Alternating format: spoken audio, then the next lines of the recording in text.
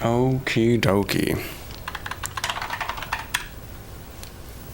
I do believe that we are live. Hello everyone. It is Cozy Cabin Games. It is currently 1:52 a.m. in the morning. I woke up very late. I took a very long nap, much longer than I intended. So that means I'm going to be doing some game dev, and I'm just going to do a little late today. Today's going to be a very weird stream because I usually don't stream on Tuesdays, but I guess today's technically Wednesday morning, so I guess Wednesday there's going to be 2 streams. Oh well. This is probably going to be very short. I mean, I'm not very short, probably like an hour or 2. We'll see what happens. I want to start implementing the new input stuff. And also, what's up? C-Boost. C-Boost is on. What? I'm just gonna say C-Boost, if that's all right with you. Glad to have you here. Yeah, today's gonna be a very interesting stream. What's up, TS? Good to see you, man. What are you doing up so late? Actually, you could be asking the same thing to me. Anyways, the last time we were implementing this whole movement thing, and we were gonna start working on the new second means of controlling stuff. So I have some ideas. We're gonna approach it with a fresh mind and see if we can get something going on. What's up, Salmon? I'm Samurai. Oh, Samurai? I knew your icon looked like it reminded me of Samurai, but I didn't want to say it because like usually I see it says Samurai usually, but for some reason YouTube is showing me your @ instead. That's very weird. It's African. My account changed my name. I'll fix it in a second. All good, man. Yeah, I remember you mentioned you're in South Africa, if I remember correctly. I'm cleaning at 2 a.m. Let's go, man. Yeah, you know, like the same time zone as me then. So, yeah, we're going to be doing some stuff. Let's actually go here. And I'm going to try implementing a very basic implementation of the player's movement controls again. But this time we're going to make it where we're using one unified value for movement speed and just kind of go from there. So we had this method. Thread dump is taken. What are you talking about? Update available. I don't know what's going on here. Anyways, so we had this implementation for machine 1, and now we're going to be implementing a second machine control input. So we can kind of test how this works. And I think one thing I want to do in general is actually simplify this. Instead of having this X and Y component, I just want to do a vector 2 input just to make life a bit easier, because I think it's X and Y input is very nebulous as to what I'm referring to. If I have an input and I'm getting a component from that specifically, then there's context for what the component value is. And in this case, I'll just be doing a new. It's cute that you want to be smart, Unity or Rider, but I don't want you to autofill for me. I know what I want. Yeah, and then now here instead, we're going to be doing input.x. No, not that. Input.y. Why is it like... What is going on here? Stop autofilling for me, dude. No. I know what I want. Stop trying to... Oh... This is probably the issue right here. This variable is ambiguous. So we're going to do this little swap, this Trinitarian swap. Input 3. Now I can make this input again. And then we can do input.x. Now it's not doing the thing. Yeah, I was confusing the IntelliSense, that's why. And then place this with input.y. So hopefully you guys are doing well this morning, this super early morning. Yeah, I kind of usually I like taking a nap after work so I can really separate myself from the context of work and get myself ready for the context that we're going to be dealing with here. And I guess today we just kind of did a longer one. I changed now. Yeah, it says the single samurai. Oh my goodness. Before you were just samurai and now you're the single samurai? Are you like content with the single, or is it like a character, like a character tragedy for you? That's like, oh my goodness, woe is me, I'm single. Or is it like a lone wolf thing? Like, hey, I'm the lone samurai. I'm by myself. All right, anyway, so we have our input vector now, and we're gonna be using this, and I think it should be good. So I'm gonna yoink this rotation speed vector here, because I still believe the calculation's correct, and I think we need to have access to, like, because this is situated at origin, right? So I actually want to get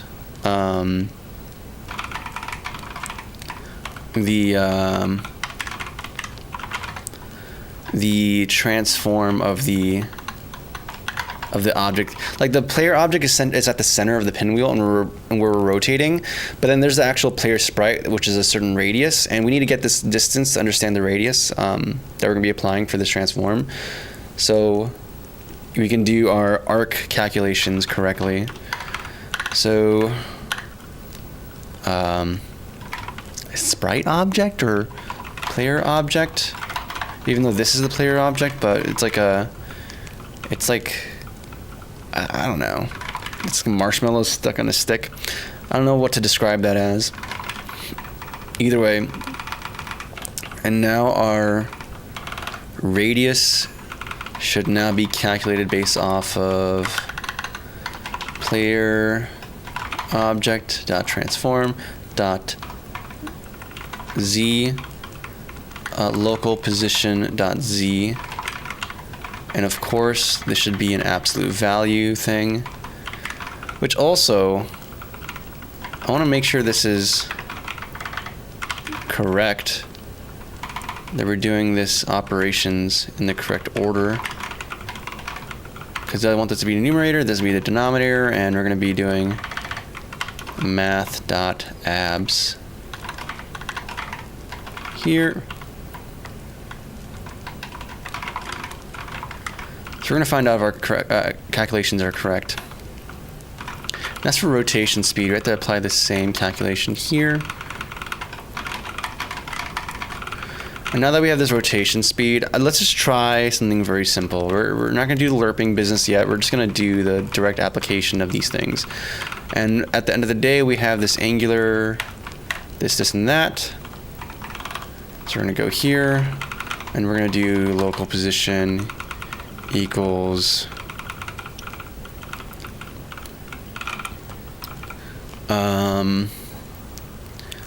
velocity. We're gonna keep x and y in velocity. So velocity is gonna be equal to, I guess, input.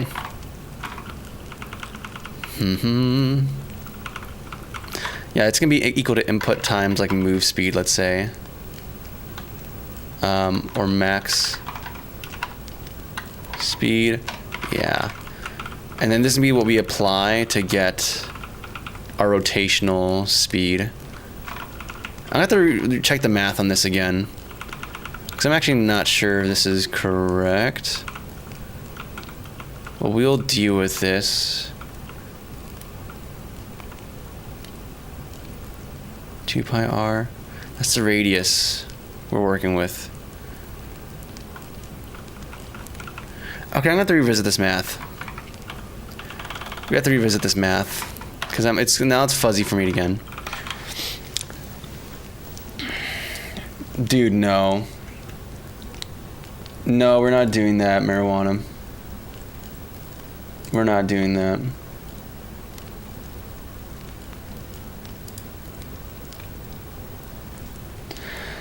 Well, you need a slurp instead of a simple lerp.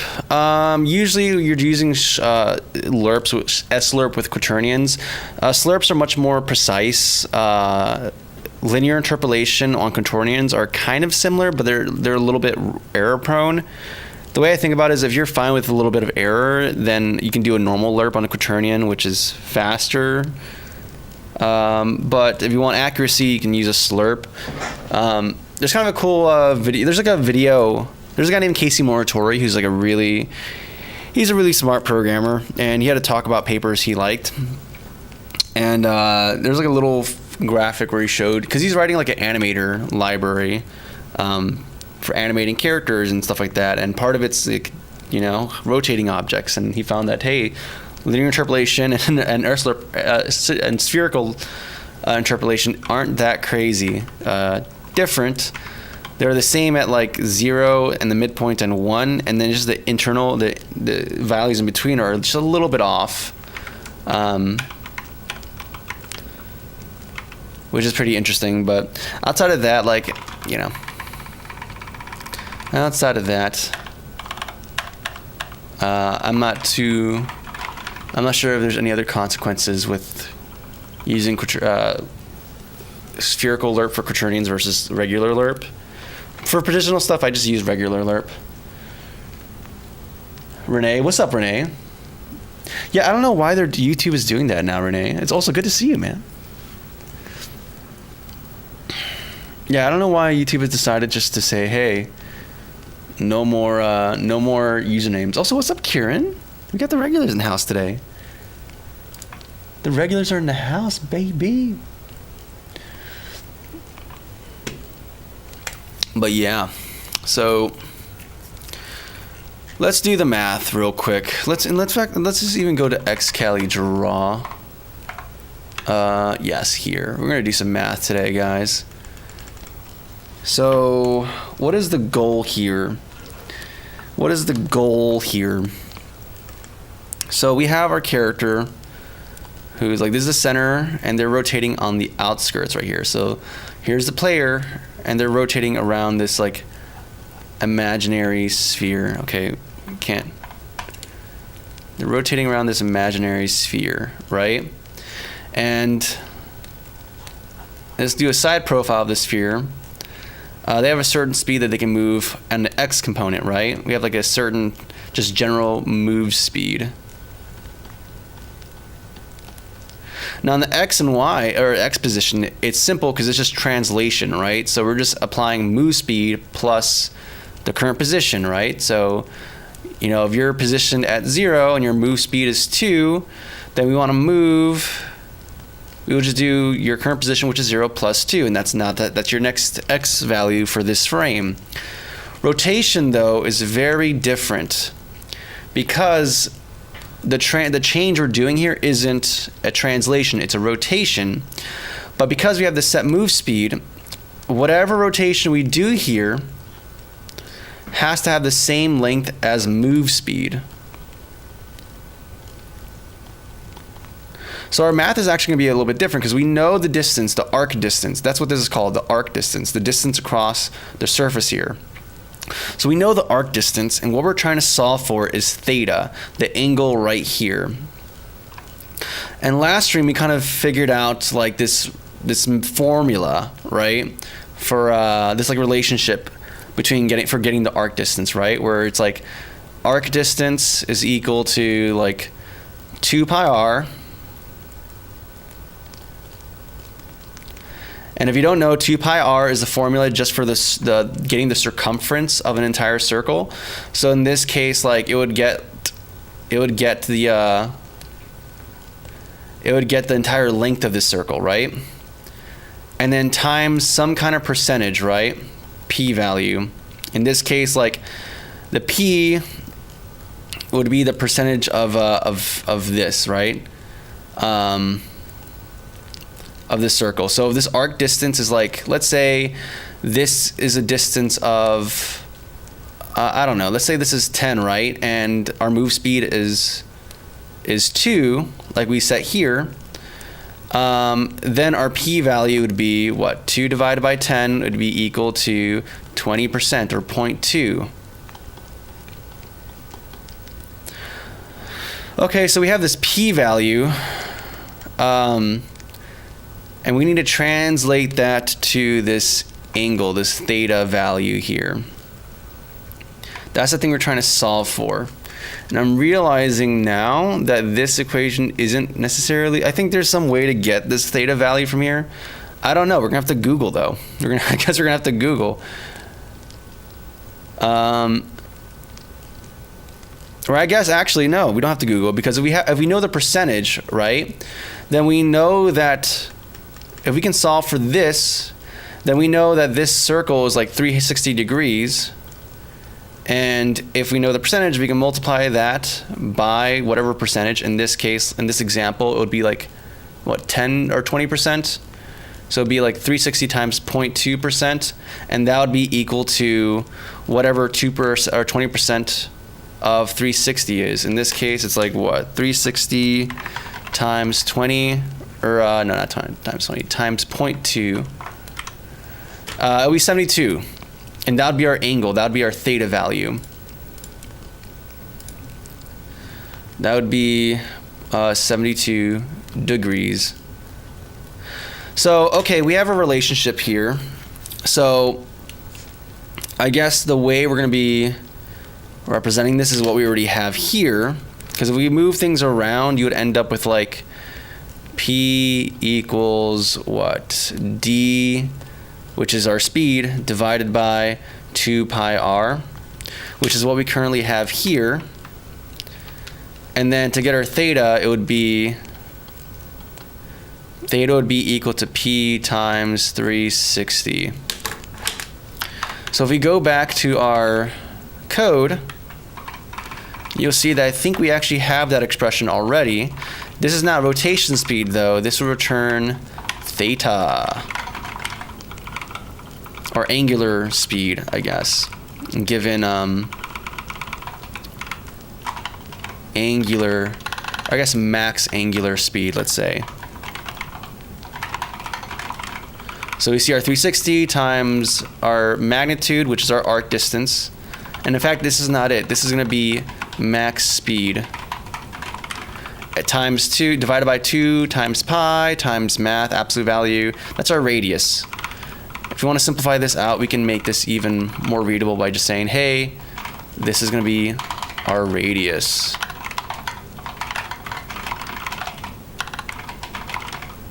And then we can get rid of this term just to make it a little bit more easy to read. And voila. There is our expression to get the things that we want to have. And now it's just a matter of using this theta in our vector. Any questions so far, guys? Any questions so far? I feel like this is a class. I just turned this into a little class. You're back to trigonometry, yeah. Well, actually, it's more like geometry. We haven't done too much. I mean, I guess it's tied. Yeah, it's trigonometry. I don't know what is going on here. We're doing some game character movement stuff, and you'll see why we're doing the things we're doing in a second. This guy here, what is he trying to figure out? Game dev maxing is crazy. I'm trying to figure out how to apply speed to our rotation that's consistent with our translation speed. Get that angle, baby. Yep, that's what we're talking about, Kieran.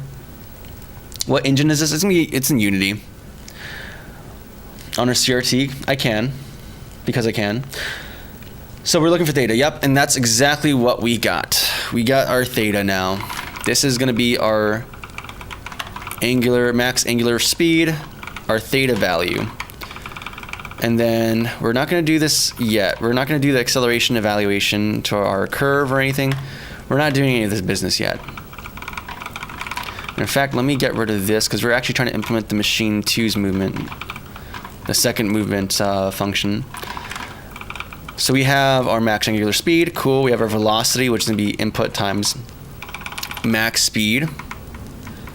And then, so what is this coefficient? We have our max angular speed. So what are we going to do for this? So we have our translation, which is going to be our x at the essentially. So what we can do is simply do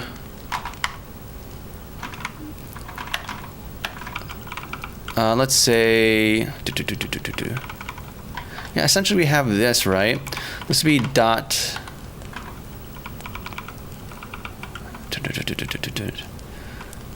so let's see how we want to do this. And we're going to be setting our angular velocity as well.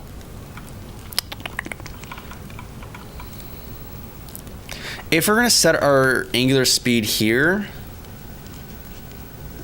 then yeah, we're gonna have to do this a little bit differently then, because I think if we're gonna have velocity be just purely translational velocity and not unify it with our angular velocity, then we'll just yeah, we'll keep this very simple then. We'll just do input.y and that's going to be times max angular speed. And honestly, this can be kind of constant because we only have to calculate that once, but that's okay. It's not a big deal. Velocity input.max speed, and instead of doing input, we're going to do input.squash your vector 2. Do I not have an extension for this, for squashing vector 2s? I'll do that real quick. In fact, this should be a vector. Yeah, we're going to be making a new vector 3 anyways with this, which is just going to be a new vector 3 input.x 0 0, because we're going to be adding this to our local position. And these are going to be fine. This is going to be fine. We have our angular velocity times time.delta time, and then we do the final rotation here. So cool. I think this is enough just to get things moving. And we can go into our game. We can go to our player. Why are you mad at me? What is going on here? Rotation speed. Oh, because I changed the name of it, didn't I? Max angular speed. This is wrong. I'm breaking this old implementation, but it's okay. So I think it was fundamentally flawed anyways, so we're just gonna keep it there, but we're gonna be yoinking parts of that function that we like until we have something that is palatable. And your Z component is going to be radius. That should be correct. You're oriented at position. Yeah, the position X is going to be different. That's fine. And finally, we're going to be using machine 2 instead of machine 1. And we're going to have a max speed of 10. This stuff doesn't matter because our break fade and our angular acceleration, or not angular, our acceleration profile is not going to be applied here. So we're just going to see how this works as is, and if we can have this consistent feeling speed. Oh my goodness, that doesn't feel consistent at all. So we have this movement happening, but our rotational speed is like way too fast, just simply way too freaking fast. So we need to figure out what exactly is going wrong here, because that was kind of a jump scare if I'm gonna be honest with you. And the issue might be due to time.delta time. I doubt that. But it's like an order of magnitude wrong. That's the big thing, is that this is like an order of magnitude wrong. So what? We have our input.y. That's going to be a -1 or 1 value.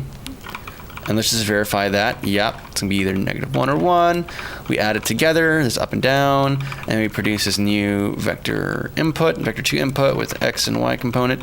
So that makes sense to me. That doesn't seem like it should be wrong.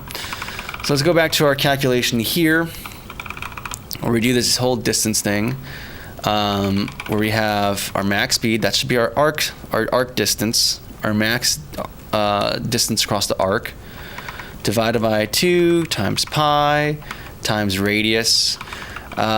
This can be wrong if our radius is wrong, which we're using local position z, but that does not seem incorrect. That seems actually perfectly fine. So I doubt the issue is within there.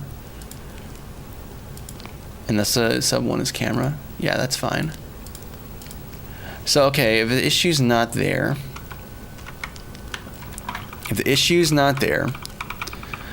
then the question is, okay, maybe we're not working with Euler angles? Maybe we don't have to do this 360 conversion. Let's see. Let's actually just print it out and see what values we have here. Actually, I don't know. Because I wonder if this is producing... Like in my mind, this is producing a p-value, right? A percentage value. Not radians or not degrees. It's producing like what percentage of the circle are we occupying. They catch up in chat, guys. The glasses are on today. Yeah, we're being nerds today. This guy has no idea how to code. Goofy dude. Hola, what's up, Ascom? It's probably the Delta time. I doubt it's a Delta time though, because this is just a normal like this has to be done at some point, right? And we're applying this just to the regular flow. This is not being done directly to the quaternion. The final result's being applied to the quaternion. Is there a conversion error between radians and degrees? That's what I'm assuming is the issue here. But the thing is, Euler angles take degrees, not radians. 1 second. This is being deprecated. Quaternion Euler. Is it just Euler? Okay. I mean, I don't think this deprecated function will be the cause of the issue, though, because I don't think they'd fundamentally change the inputs there. But rotation that returns a rotation that rotates. I can't read that. 2 degrees or z degrees around. Okay, I'm gonna have to zoom in real quick because I can't see that little text. Rotates 2 degrees around the z-x axis around the what?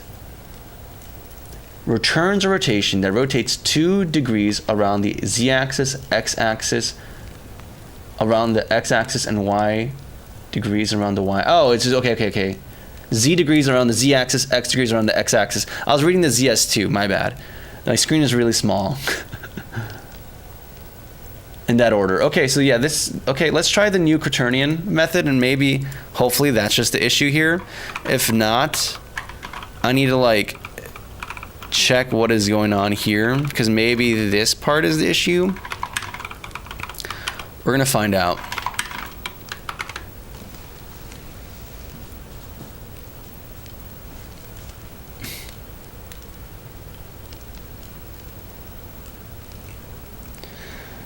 Like they're writing the story. Is this a cutscene? Oh, what's going on?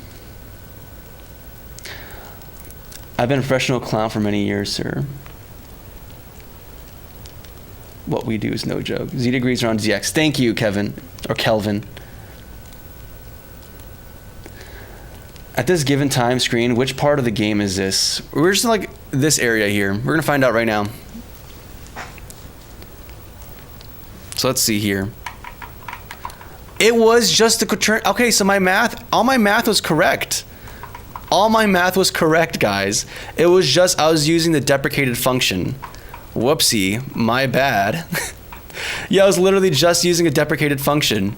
Oh my goodness. Oh, you know what? Maybe the logic I did for the old machine was actually correct then, because maybe I was just using the incorrect, it was probably an issue due to, oh, I feel it was all that I did yesterday just wrong because I was using the wrong quaternion rotation function.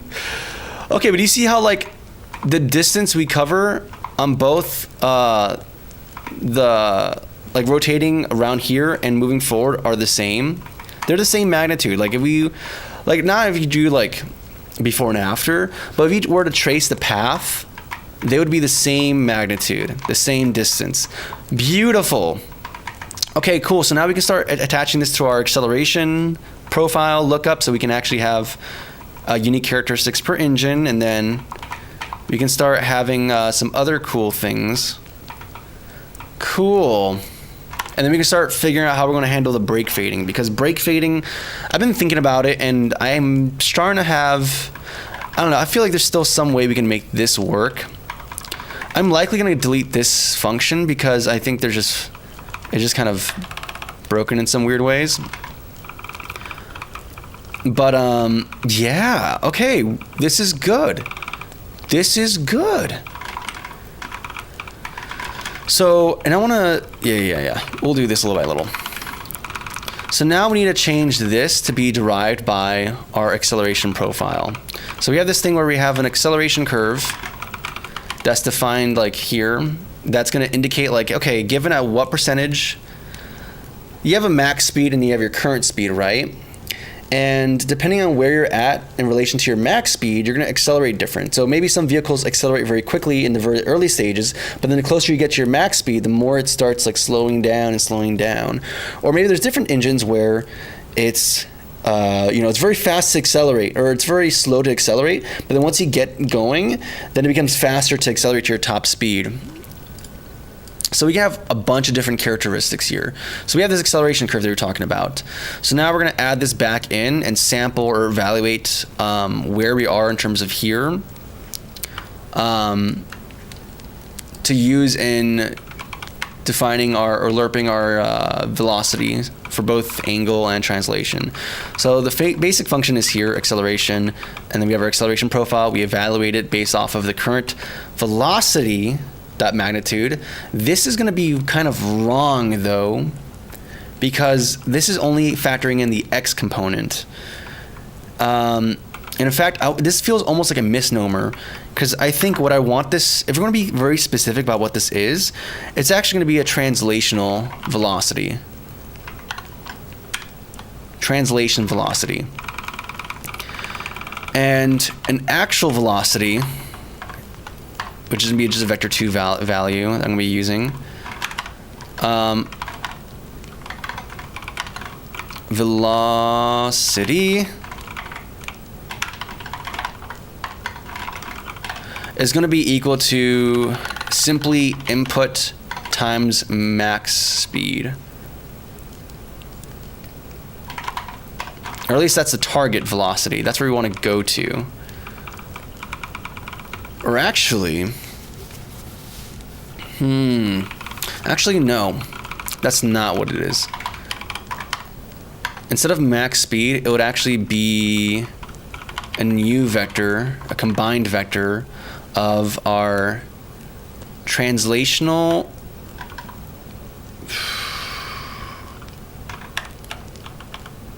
how do I want to go about this? Because we can actually do this, and this is like our intention, our intended velocity, or maybe say target velocity, because we always want to go to our max speed. But for this to evaluate, we actually have to use like the current velocity that exists, not our target velocity. And for that, we're gonna need like a separate component, I believe, called like current combined velocity. And what are we gonna do, dude? We're gonna do something like, I don't know. What are we gonna do? We're gonna use our translational velocity for the x. We're gonna use our angular velocity for the y, and then 0 here. See, this is odd though, because this is containing our, like, where is angular velocity being set? Yeah, it's our max angular speed. This is in theta, not meters. And for this evaluation, what we're trying to do is just check to see how close to our maximum are we. That's all this is, a proportion between the current versus our our maximum potential, right? So if we're using max speed as the metric here, then we don't want to have angular velocity here because that's in theta or in degrees. We want this to be a translational value. So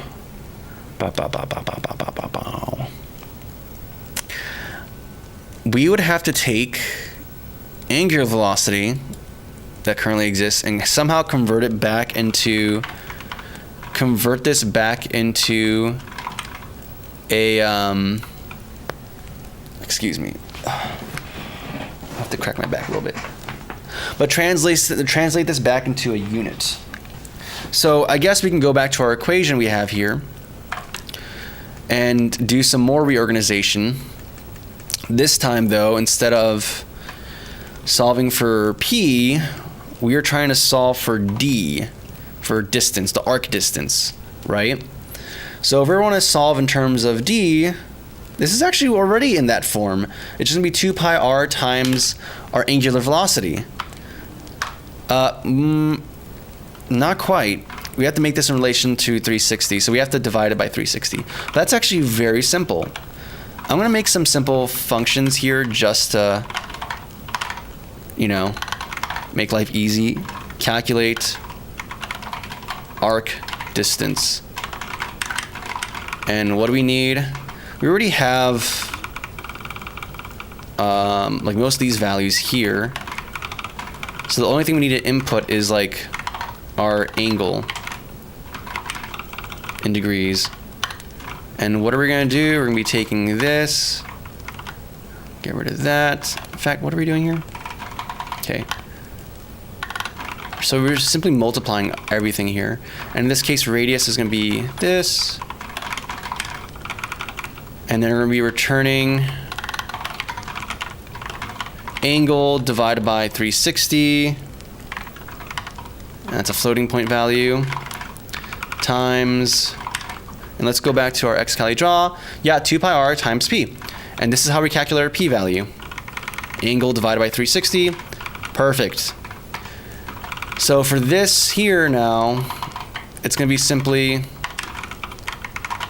calculate arc distance and then not current angle, but actual angular velocity. And this is going to produce our current combined velocity.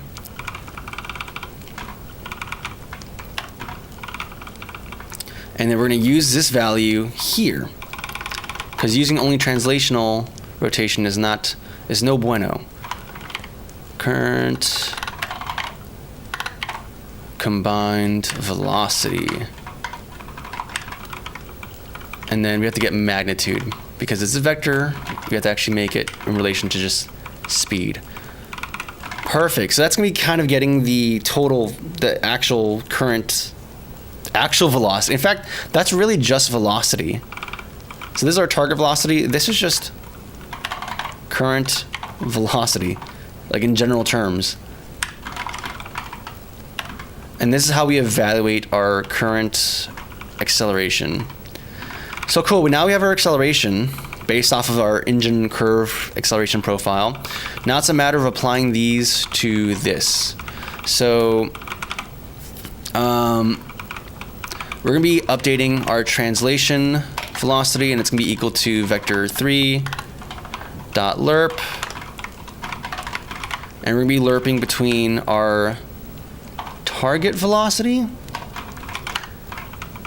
which is our translation. So actually, again, this is actually correct terminology, but instead of, because we're assigning everything here, that's no good. We don't want to apply this here. We're going to be applying this after we do some lerping. So we're going to be lerping from our translation velocity, and then we're going to be translating from that, lerping between that to our time dot delta time. Okay, and then what is our target? This is not it. These are not it. This is current velocity. It's just gonna be the x component. So in reality, if we want to, we just calculate it here, because I think that's the only place we're really gonna be doing this. Which is gonna be, yeah, we actually have to change this. In fact, we're already assigning it here. So yeah, we're just gonna do vector 3.right times input.x. I think that's the simplest thing.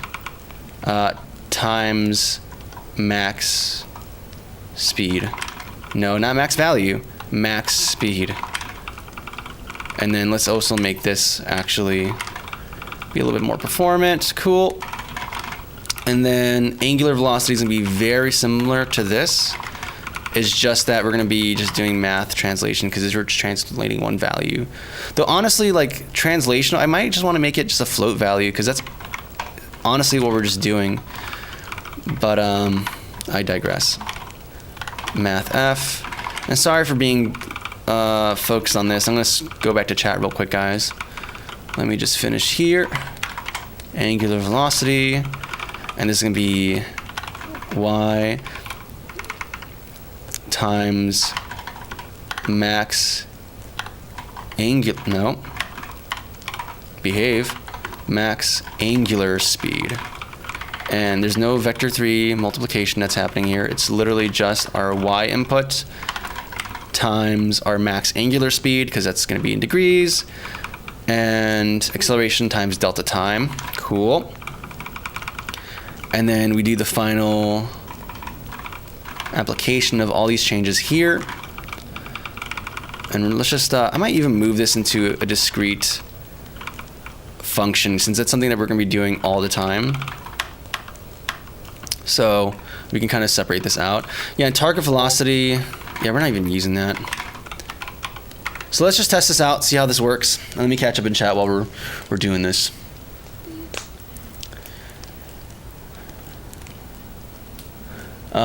Keyboards, yeah, keyboards are fun.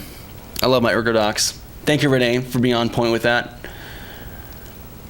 Yep.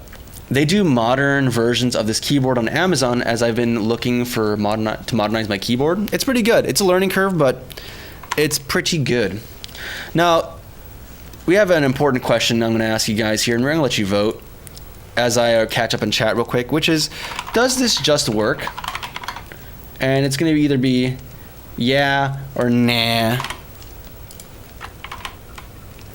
And we're going to test that. We're going to see. We're going to see if this just works. Hey, I just joined. What type of game are we making? You're about to find out, Captain Urvu. But if so we have new commands, guys. So we have because you guys asked, we have, and it's been coming up a bunch. We have the AI command, the FNF, fight and flight command, and the system command for like hardware and stuff. Cozy update task? No, I added a separate task for that. No, we're not doing Rust. We're not doing Rust.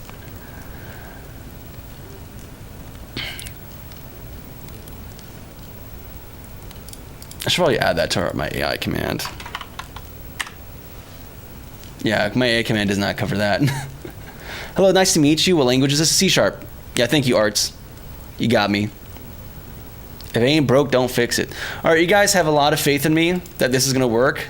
I'm going to lock in these votes here, and we're going to see right now, guys, if this is going to be either bang or bust. So, 3, 2, 1.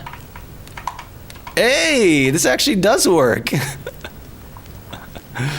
Let's freaking go, dude. This is working. Oh, this feels so much better compared to the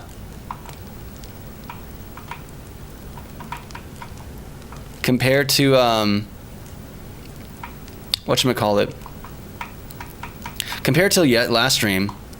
Now we have to do the brake system, or maybe you don't, I don't know.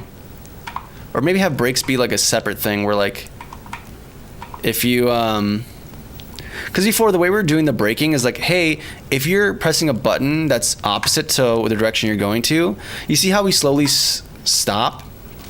So our brake system would be like, no, you're engaging this air brake. and it's gonna just let you change direction on a hairpin, so it doesn't feel so sluggish. But the thing is that your brakes, quote unquote brakes, are gonna wear down over time the more you engage them, which is like incentives to get better brakes or brakes with better longevity and characteristics.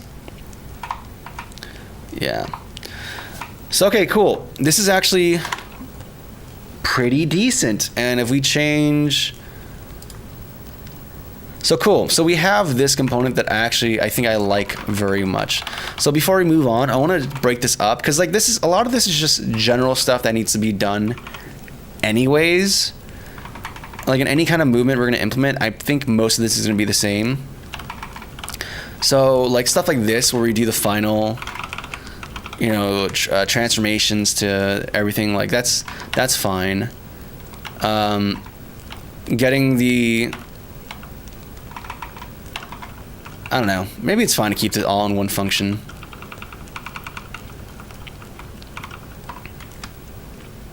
But this is using, because this is using a lot of local variables as well. Actually, this isn't. This is using purely just member functions. I can make something like, I don't know.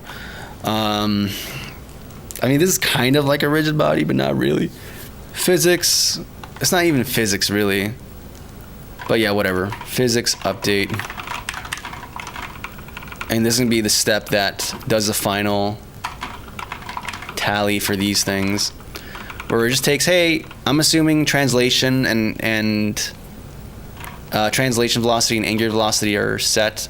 So we're just going to use these values, and if they're good, sweet. If they're not, too bad. That's your responsibility. That's part of the contract here. So we can just do physics update.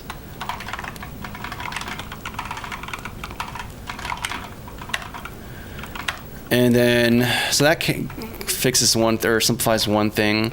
There's also this thing here, because at the end of the day, we're just trying to get max angular speed. And really what we're trying to do is just get the, actually that's just, just get the degrees, the angles. So float, get angle from arc distance. That's essentially what we're doing.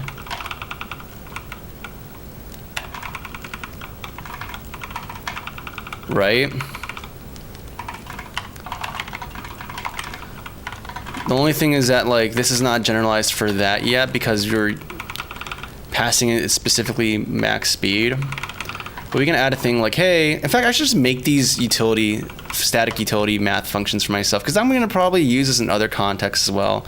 So, yeah, arc distance. I might move this into some kind of library or something.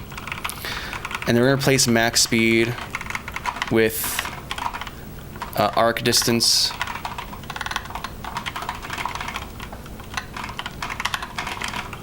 And then we're going to get rid of this, and we're going to get rid of, oh yeah, radius as well, isn't it? It's not going to simplify. If I make this very generalized, it's not going to be very simple. Because I'm going to have to pass this in, and now, like, this is not as simple as I would have wanted. Like, yeah, I get rid of some of this stuff here, but get angle from arc distance, and then we pass in radius and max. I guess what's the first parameter? Yeah, arc distance. So max move speed, and then radius.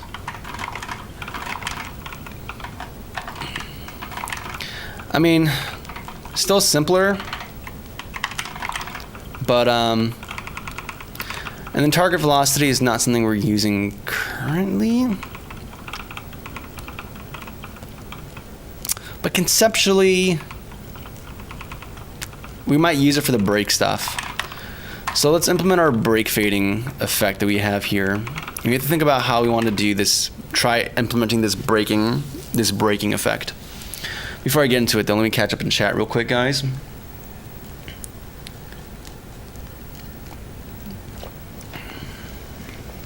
Is it true that there's a lot of copying in the code, or myth? Copying in what sense? There's a lot of things that are gonna be copied over just because no matter what between games, like there's some fundamental things that you're gonna have to do no matter what, right? Like I'm gonna be using vector utility functions in all my projects because you're always gonna do the same kind of vector math. You might use the same material system or lighting system because you're gonna be doing a lot of the same stuff. Logic for saving files to games can be very generalized, so you can reuse that, and that's what I'm doing with my dev kit. So there's a lot of things in general when you're making a game, especially if you've made previous games before, that you're going to be reusing. And in fact, that's kind of the goal, because if you've already written like a tool for yourself to use, it's good to use it, right? Why not use it unless like there's something that deviates really hard from it? I guess what's really the issue is when you start copying content. That's where things kind of feel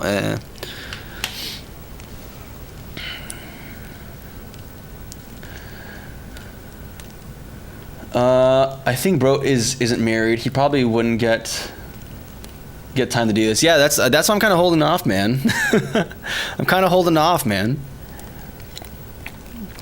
I'm in my 20s. This is the time to seize it. This is the time to grind and work like crazy, because either we achieve the things I want to achieve within this time before I settle down, or I settle down and it's fine, but it's just gonna be a bit more constrained in terms of time to do this.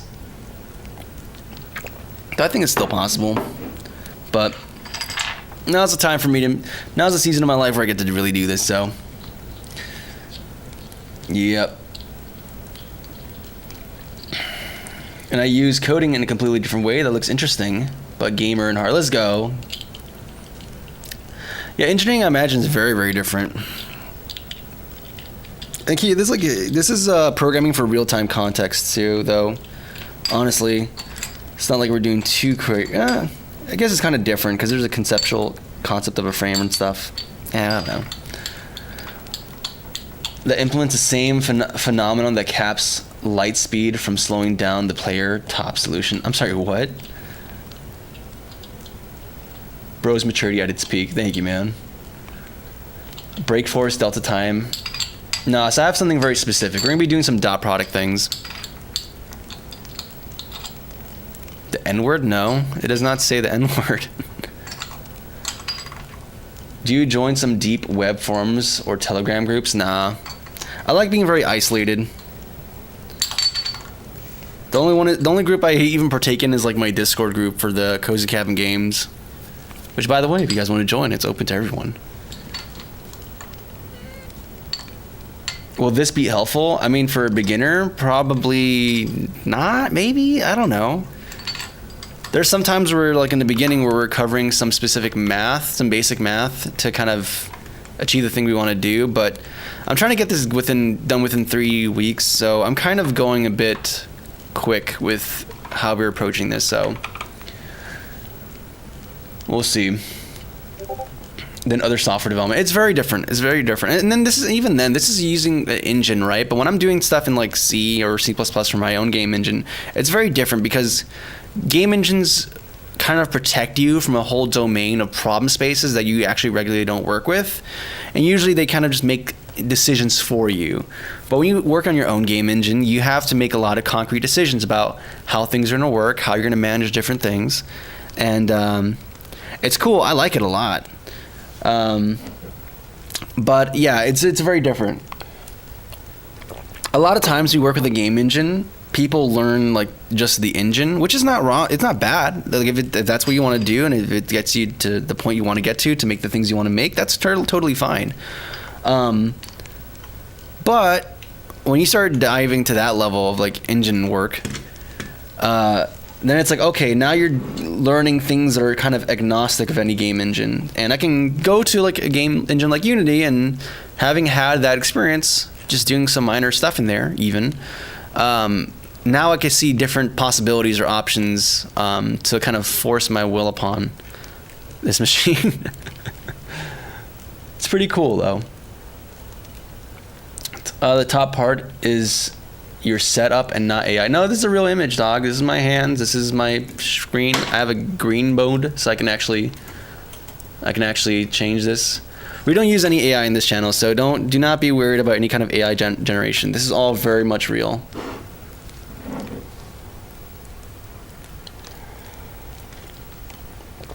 It is a different beast, no bro, but it's so fun. It's so fun, dude. And honestly, when I get finished this, I want to go back to working on my C project, my task management C project, because I think that has been so much fun to work. Honestly, I enjoy working in C so much. Like, not even C++, just regular old C. I legit want to try rewriting my current game engine and just to be in pure C. I might have to do like C++. I'm hoping I don't. Hopefully I can just keep it purely a C project, and because all my dependencies are single header file libraries, which I believe work with C. So I think it should be actually pretty easy to make that happen.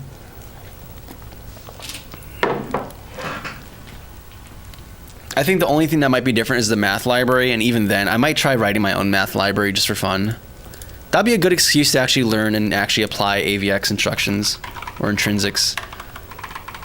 Because I know of it and I've been wanting to do stuff with it, but I just haven't had the right justification for it yet.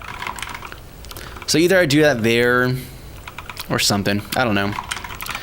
Maybe try implementing some AOSOA. That'd be fun.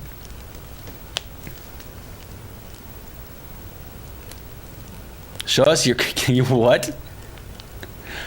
For an artist to join the cause? Not yet. I do my own art as well. So like in animations. This is not the main, this is a new project we're doing within this, but there's another game called another game I've been working on called Messy Mansion. I'll show you some gameplay footage of it. I think if I'm looking for an artist for this project, it'll be a 3D modeler, not pay explicitly for that. Because there's some 3D modeling I just don't want to do. Like, they don't even have to texture it. I'll handle the texturing and all that stuff. But just doing some 3D stuff. Oh, Black Friday sales. Oh, we have new people here? Welcome. Breach. Okay, I can't see because of the resolution here. My bad, guys. Breachwater. Hey, welcome. But yeah, in the dev updates. That's the task management thing. Yeah, we have this game that I'm currently working on. I'm taking a little break from it just to make this game because this is turning to be something much bigger. And it doesn't help that I'm kind of making, even though this is made in Unity, like I'm doing a bunch of engine level things for it, like my own lighting model, and not using any of Unity's lighting stuff to do rendering. But yeah, this is becoming bigger and bigger, and I just need to do something small. I just want to get something done already. I want to get something done, But yeah. Yeah, thank you, man. I'm glad you did get Nobro Studio. It's very fun to use a CRT. You'd be surprised how workable it is. And I think you'd love it. You're the second person who's ever recommended Tomorrow to me. Maybe I'll give it a read over at some point. Yeah, right now I'm reading a book called A Brave New World. So I want to finish that first. But yeah. That sounds like interesting, because I like the Indie Game the movie. That's kind of been a very big influence to me when I was younger into getting into this stuff. But usually when I'm reading or doing stuff, I'm not consuming content related to games unless it's like very technical content. It's either like, hey, something that's more kind of, I don't know, like separate from it, like things that are much more ideas oriented, or things that are much more dry and much more about like, you know, either technical stuff or I don't know, things of that kind of nature.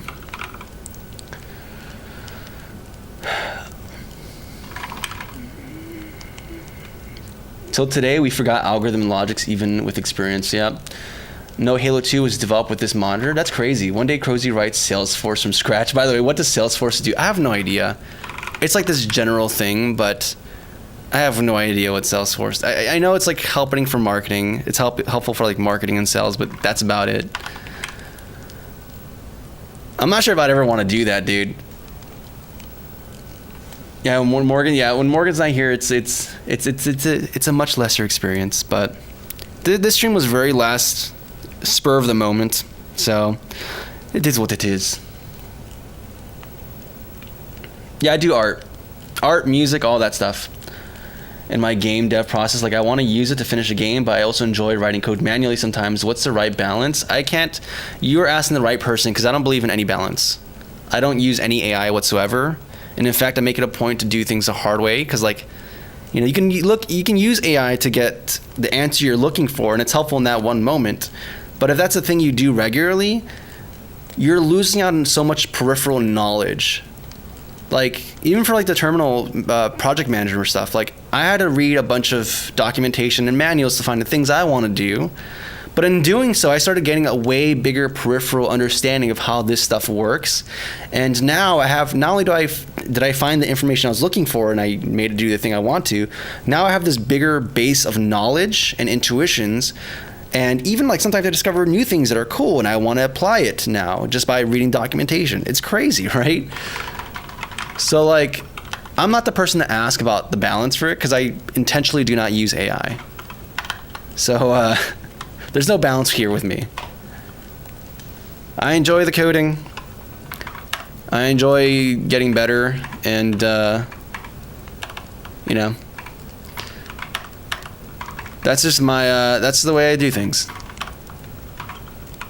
Machine 2. So we want to do this break fade thing, right? And the goal of this break fade is that it allows canceling of inertia, or I guess momentum. That's fundamentally what it's doing. So we have like this acceleration curve, and we're compositing it here with this lerp.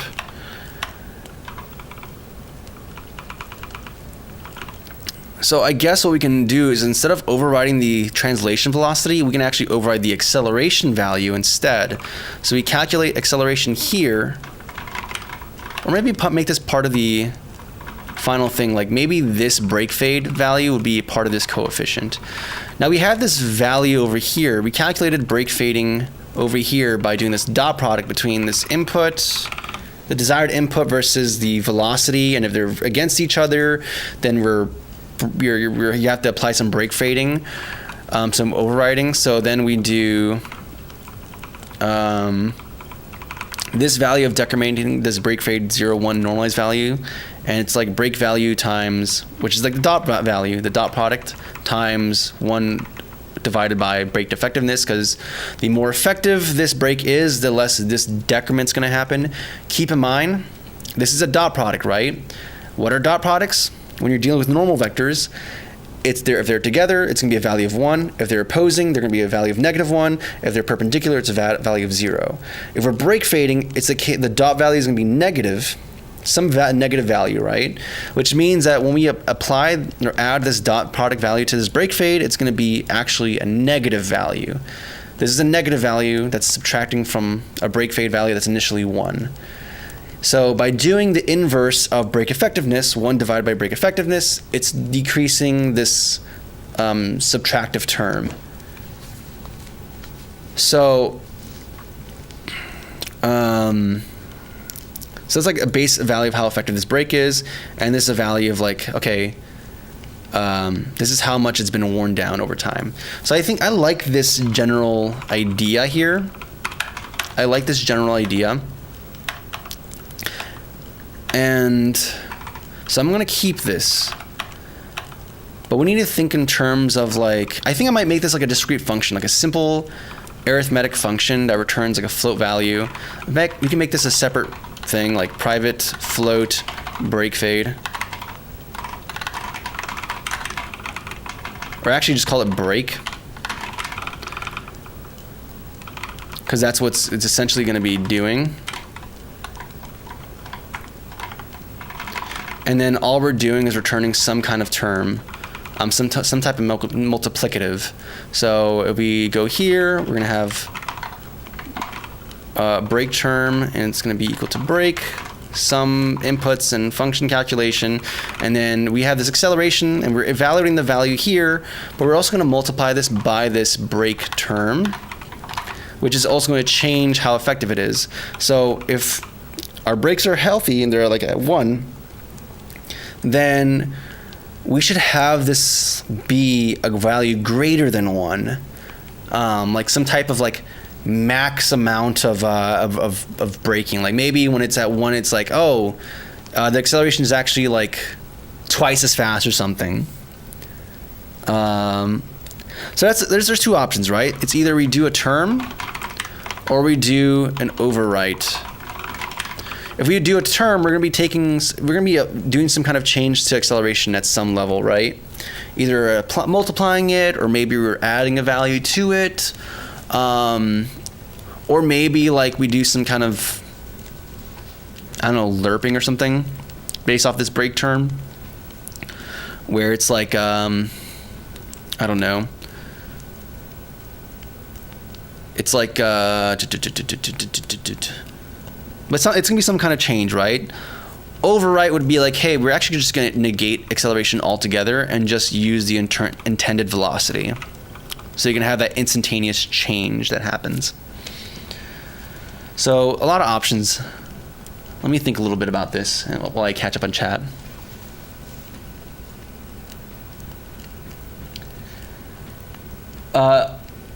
You're asking Renee, if given a choice, would you choose lightning superpower or healing superpower? That's cool. Lightning or... I know you're asking Renee, but I'm going to answer that question because... I wonder. Like, what does healing encapsulate? Like, if it's just boo-boos, that's one thing. If it's like, ew, it also applies to illnesses and ailments and stuff like that, like, that's pretty OP. But there's a question of, does it like also negate like aging? Like is it like Wolverine where it's just like your telomeres are never shortened or truncated? It's just like perfectly repaired every single time? Important factors. I'm not sure how much application I get out of lightning though. If there's a superpower I could have, it would be teleportation, just because I hate having to travel and the time it takes to travel to places. I appreciate the loving of writing. If you're I think if in business you should be leveraging it if you want to make money. Personal fun project, totally get banging it on the keyboard. I mean, even for business, it's kind of because it's not that okay. We can always talk about AI in this channel. I don't want to. It just ends up happening, and I'm sorry. But like even within business applications, there's actually much more reliability in my experience. When I earnestly tried it. Java, C#, yup. I'll try to remember that, thanks, Kiryu. I stumbled in the wrong algorithm. I'm not smart enough for here, but I hope you guys have a good time. Hey, dude, you don't have to be smart. Heck, even me, as an experienced programmer, experienced quote unquote, if I were to stumble upon this stream and I'm just seeing someone working on their project with no context as to what they're doing, I would be lost as well. Like, I don't think that's inherently like a dumb thing. I think context is just 90% of programming, and without context, even experienced people are going to be are going to be lost. So, hey man, the goal here is that hopefully this stream is chill and relaxing and, you know, kind of cozy in some level, and hopefully you can just chill, relax, and maybe pick up some stuff via osmosis. But yeah. I just got here. Yeah, I'm figuring out, we have this racing game we're making, and we're figuring out how our engine's gonna work. That's the gist of it. We're figuring out how our engine is going to be working. So, velocity, and then vector 3. Direction. So current velocity and then direction. So our dot product is going to be defined based off of the alignment between these two different things. To break and not break. I mean, it's not really that big of a thing, dude. Like, breaking in loops syntactically is very different. This is a function, so there's gonna be parentheses.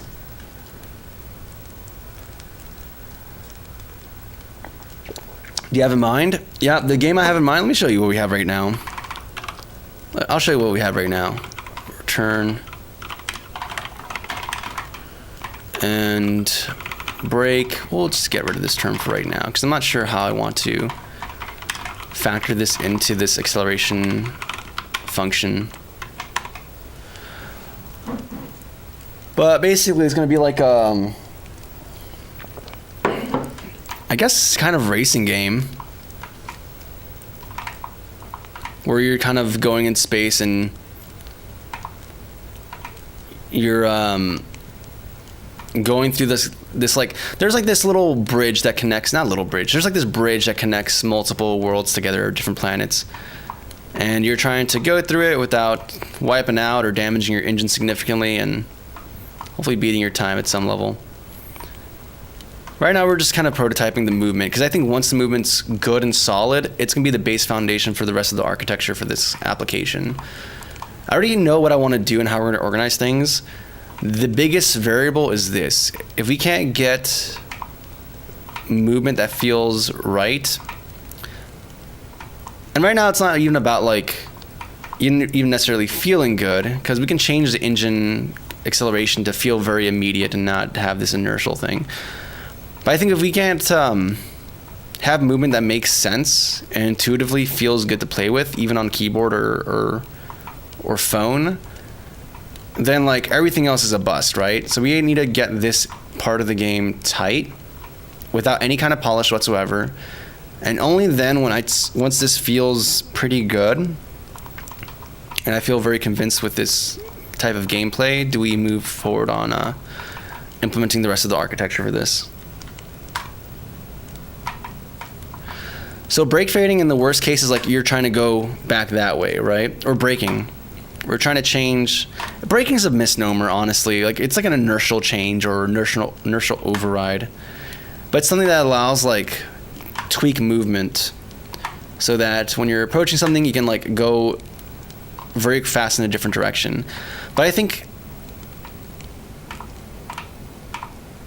where we want to have this happen more and more is actually like on the tangent, on the perpendicular vectors. Like, hey, we're going forward and we actually want to, or maybe not. Yeah, no, I think we should have it just be specifically when you're going opposite to the current vector. Either we can make this part of like the analog movement, or we can make this like an explicit screen space button, but I think I want to have everything be as much as possible be just tied to the analog controller. So brake term, I think we're gonna have some other value to this. I think this function needs to have some kind of like multiplicative that's going to indicate like how much does it amplify acceleration. So max acceleration amp, and I guess that might be like a property of the brakes themselves, where fundamentally like we do our dot product here, and then here we return brake fade 0 1 times max acceleration amplification, and then otherwise we return 1, so it doesn't affect things, we just use normal. And then we're gonna have some kind of threshold value. Right now it's like less than 0, but maybe we don't. I don't know, we'll see. Now this seems like it's gonna be a huge jump though, right? Because I think like it's fine if you're going from here directly this way, but let's say you're going here and then you're just trying to go like maybe back up slightly. like doing a crazy override for that seems insane. So I think what we want to do is have it be like, hey, this acceleration amp is also affected by how opposed you are to the current velocity. So for example, we can remap this dot product value to be like, because it's gonna be from -1 to 1. We can add 1 to this, so that it's gonna go from 1 to 0, where 0 is like facing away. Times the break value.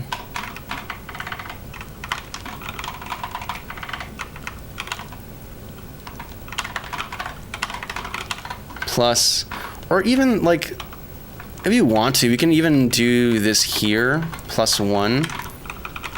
So that if it's less than 1, then we apply this, and now this is gonna be the correct value. Now it's gonna be a 0 to 1 value where, oh, but you know what? 0 is gonna be if they're facing away from each other.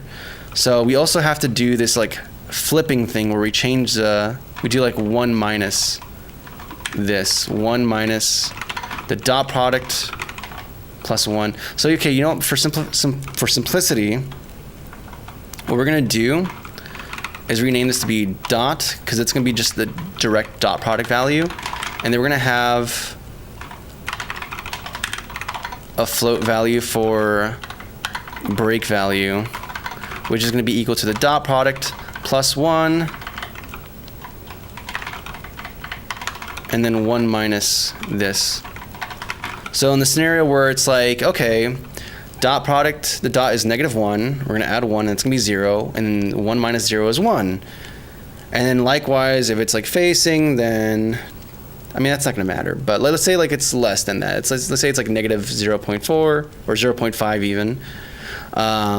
So it's going to be -0.5 plus 1. It's going to be 0.5 positive minus 1. It was going to be 0.5 positive, and that seems to work the way I intended here. And now we can just change this to be break value. So cool. Cool. So I think that works, and then finally it's just a matter of adding this term back in, and we just need to pass in the parameters. In this case, it's all normalized. And there's a thing we can do where like the greater the difference, the more the break fade happens, but we're not going to worry about that right now. We're just going to pass in our inputs and then actual velocity, and then direction. Or I guess this should be input, and they're gonna be vector 3s. So velocity is gonna be current velocity, and then input's just gonna be literally input, I think, because it can cast from a vector 2 to vector 1 or vector 3, and then this is gonna be the weird thing. We can have a specific value per break for like how much it does this multiplicative. We could do like times 10 or something for acceleration. And then finally for acceleration, because it's like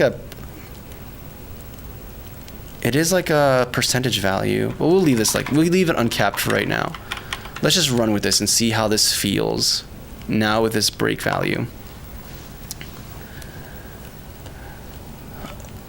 Is this a learning project or is another? It's another game, Cornelius. I want to get a game done within a small amount of time. Ooh, no movement. Bad. So something's going wrong with our calculation here. So let's see what's going on here with our calculation. I'm assuming this is returning of 0 value, which is bad.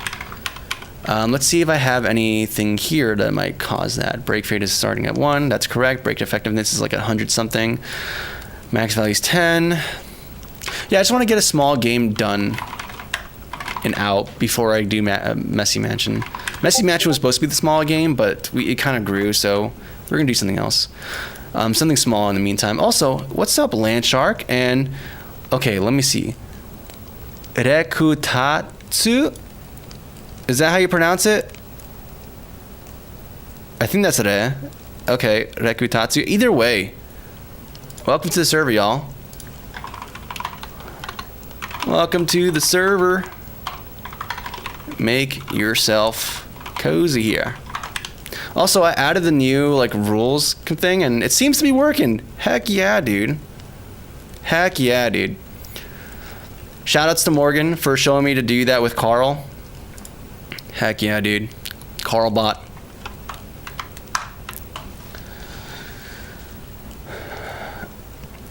Promising, make the game like Geometry Dash, where you can need to evade obstacles. You make the player protect the B third person left. I don't know. We're gonna figure it out. I'm still I have an idea for. I have a vision for what I have in mind, but we're gonna see. We're using Unity, but 2D. Yeah, thanks, man. I'm glad you dig the anti-grav idea. We have this is a revamp of an earlier game I worked on, like 5 years ago in GameMaker. In fact, I should have probably added to the commands, see, but I wanted to, because this game, the original game took like a month to make, roughly a month, and I've grown, I think, a bit since I've first made this game. So let's see. Fight and flight. Whatever. Now. But this is the original game, where it's just a 3-lane runner and that's it. Dang it. And nothing wrong with that, but like, Fight and flight. I think we could do way more with this. I think we could do way more with this idea. So right now we're kind of revisiting this. And I think day 3 we're already like we've made significant progress. And then I think the architecture of everything is going to be pretty quick.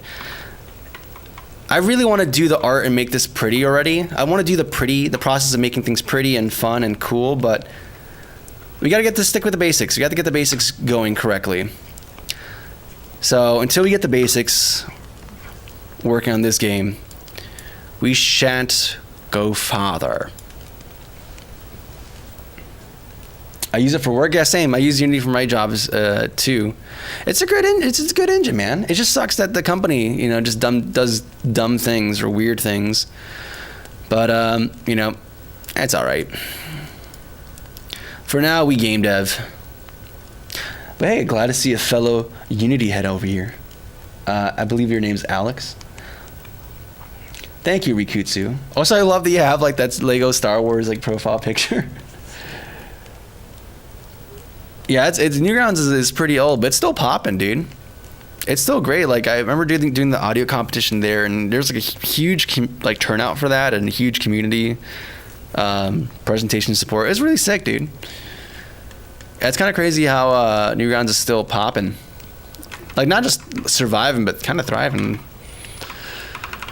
So we're doing things wrong. Oh, and it's because the dot product is 0 now, because we changed this back to be the normal dot product. Yeah, that's fine. Okay, let's try running this game and see how it works. Let's see if the breaking of mechanic works as intended now.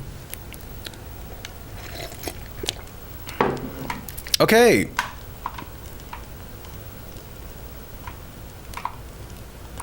Okay, so this is fine, and then if we want to stop abruptly, heck yeah.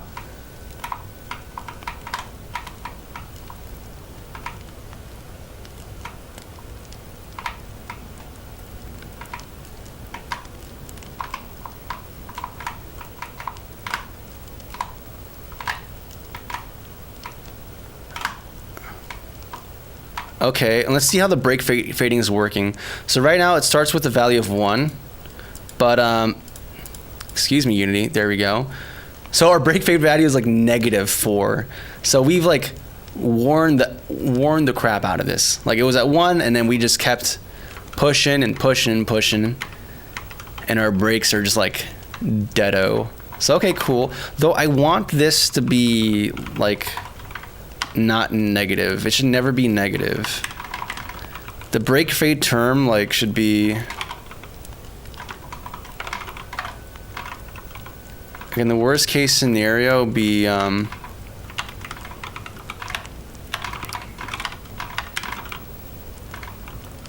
in the worst case scenario it's like what, 0? Or maybe because if this is a 0 and we multiply by this, it's going to be 0 as well. And then once we add, like, once we get to the acceleration and apply this, it's going to just 0 out, which is maybe not what we want to have happen here. Because it means, like, even when it's bad, it's still going to be still effective at just, like, making it 0, which is probably not what we want, actually. 1 times max acceleration brake value. The idea is that it's going to increase acceleration like crazy. So I guess maybe here is where we apply the brake. Well, actually, no. Let's first apply this here, because I also don't want this to be negative, because I think there's some weird stuff that might emerge from that. But we're also going to do another math max here to ensure that, hey, at the very least, this should not be less than 1, because weird things are probably going to happen if you do a negative acceleration value. Like, just unintended things are going to start happening. And then let me also have this be not maximized, so we can actually show the value change in real time.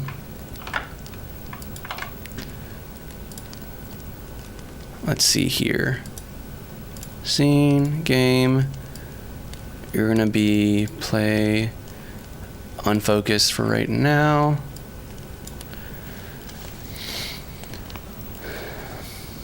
I really like learning about all the neat tricks you can do with Serializer and whatnot. Yeah, Serializers are wild though. There's a lot of weird bugs that have emerged from doing custom, especially like custom UI things. But it's cool. It's cool. It's still pretty cool. So now we're gonna see our break fade value right here. We can press play. Is there anything I need to join the chat rooms, by the way? You should react to the rules channel to get access to the chat rooms. I believe that's all you need to do. If it doesn't work, let me know, because I just added that today, so this may not be good. So now we're gonna do. Okay, so is this updating? Accelerating. Okay.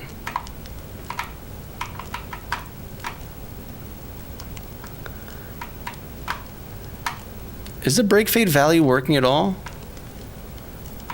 I'm not seeing this changing, but it feels like the effectiveness is not a.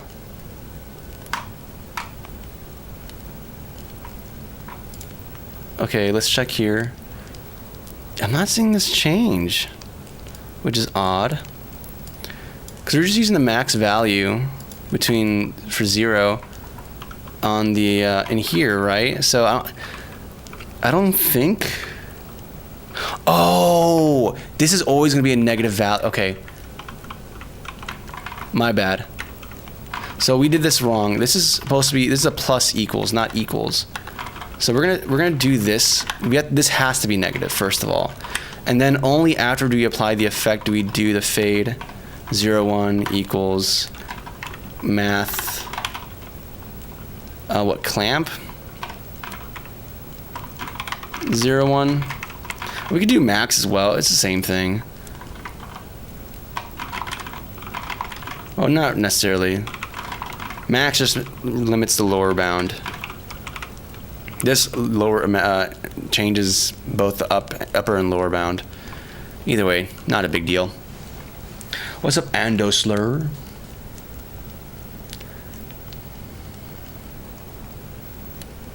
Oh, you're moving its actual objects transform? Yeah, I'm actually moving the transform itself. We're not using like a rigid body or anything like that. So, hey, there we go. So, break fading.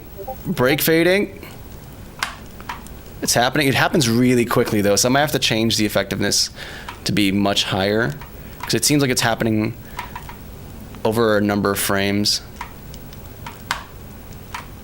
Okay, so we keep doing that. We're at like 3%.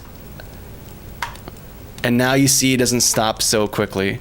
So now your maneuverability is kind of hampered. So you're gonna hit something, like, you better try to react preemptively.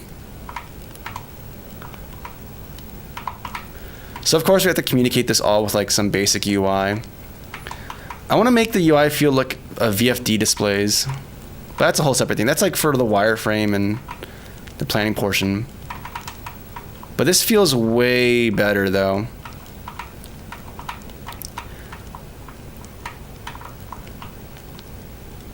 And I think for this we'll change the way we do our generator so that it's much wider apart. And then we can even add new things, like we can add fresh brake refreshing, like an item that refreshes your brakes. Like this actually adds way more ideas to the level for like, you know, pickups and stuff like that, which is pretty cool. So I'm actually very happy with this. I don't even think I want to do this machine 2 or machine 1 implementation. I think we just want to stick with this function for manipulating stuff, which is sick. Also, I think I heard some noise here. Hey, welcome Orange Orang Cat. Welcome. It is a pleasure. And is it working? Yep, it looks like it's working. What's up, Cornelius? Responding though you're not required to be attracting. Yeah, I'm not sure. It's weird because I wasn't actually streaming during that time either, so maybe he's watching a rerun or something. What is this? Either way, it is what it is. It is what it is. You don't have the perms to react. You don't have perms to react. Oh, do I not? I'm on my alt, but I don't have the perms to react to the message. Really? Okay, let me change that then. It seemed like people did, but you know what? Let me be sure with that react, because when you join, you don't have reaction permissions. My bad. Let me change that real quick. Sorry, guys. We're gonna do a fix here. We're gonna do some fixes here. So, where's roles? At everyone. Where's everyone? Here's everyone. We're gonna give you guys permissions to react. My bad.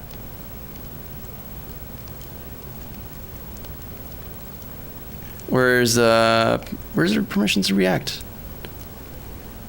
Channels, manage roles, expressions. What is that? Allows members to add custom emojis. No, you're not viewing the audit log. Okay, let me just check here in the rules. Permissions, view. Send messages, no. Pet links. It has a thing for adding reactions. Huh. So is no one actually able to... Okay, we're going to fix this first of all, but I'm just going to add that emote to everyone else. So let's just do this. So everyone who joined are able to actually be in the Discord. Sweet. All right, so everyone who joined should be able to get it, should be able to access the rest of the Discord now. Done? Yep.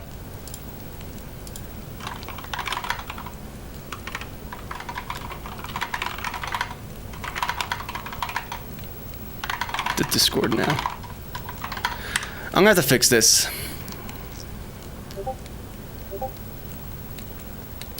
I'm gonna have to fix this at some point.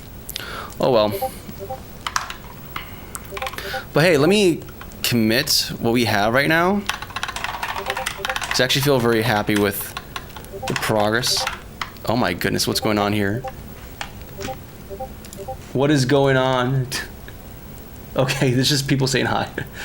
Feel free to boot me. I don't mind being a test dummy for stuff like this. Okay, I'm gonna mute the general. I'm gonna mute general real quick for a little bit. For like an hour or something.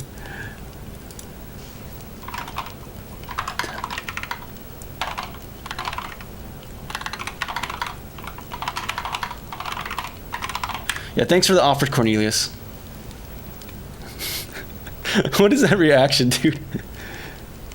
Rekutatsu. I think that's the name. Hopefully I'm pronouncing it properly. I'm trying my best, man. Oh yeah, I have the verified phone reaction thing too. I think so. Okay, but I'm very happy with this. Git commit fixed movement. So I'm very happy with that. I think the only thing is that break fading needs to be of higher, way higher of value, or break effectiveness needs to be of like significantly higher. Right now we have it from like 1 to like 1,000, and I think currently even in this one we have like 129, which is like, yeah, sure, low, but still it shouldn't like die after just a few hard breaks, right? Like it should be like at least 10 hard breaks or something. Either way, either change this or add some magic constant value to make this work better, which I guess I'm gonna have to do to make this work. And then like we're gonna have a new property for breaks, which is gonna be like float acceleration magnitude, or I guess max acceleration boost, and have this be equal to like, I don't know, 10. Okay, so sweet. So I think we have the recipes for everything we'd want to have happen here. So I think what we're gonna do, now that we've kind of committed it, I'm gonna just get rid of these different machines functions, because we're just not gonna use this anymore. I think we're just gonna use machine 2 and not 1. Yeah, we're just gonna do that.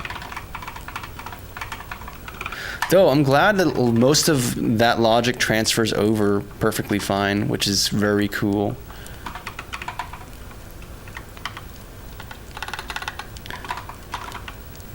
So machine, I don't know what we're gonna call it, like transform or whatever. But now this drastically simplifies down to just a simple function call to machine. No switch statement, none of this business. Is just, hey, we call machine and it's just gonna do the thing. Perfect. So we handle our input here, and then we call machine and it just does the thing. So we can start working on maybe some additional architecture now to start moving some of these components, or we're not even moving them, but just having them be, start making the scriptable objects for each appropriate one. We can start making the state machine for the player, or having some update stuff, or maybe make a separate controller so we can start piping input events into this object, because this is not going to fly. Like, I guess maybe it'll fly for PC, but for mobile we need to have something robust, so I want to have something very unified for handling this.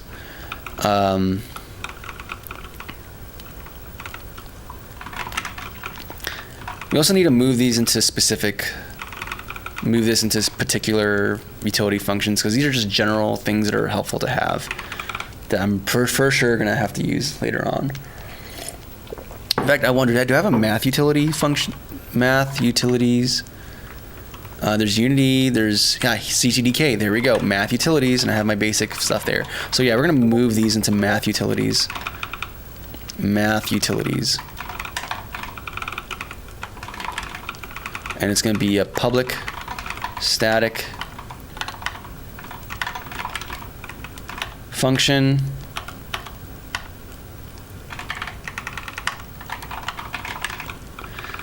This is also going to be a public static function.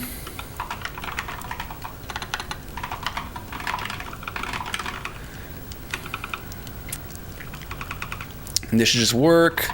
Math_f.py, that should be not crazy. This is the one that's going to be weird, but we're just going to have to make like a float radius. And this is going to be replaced with radius.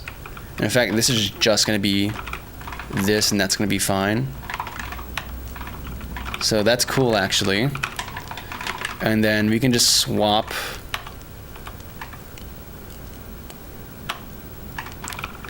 yeah, this is going to be a simple math function. math dot get, or is it math utilities?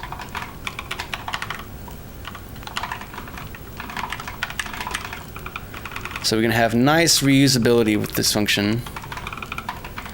Though it's gonna be a little bit big, longer now, but it's okay. Math utilities. And then we need to pass in angle and radius, which is easy. And nice. Okay, so we have our math utility functions. Perfect. Life is good, dude. Looks truppy. Yeah, we're gonna be working on it. Right now it feels very floaty because we don't have any frames, no solid frames of references for where the player is and where the sphere is. That's fine. That's expected right now.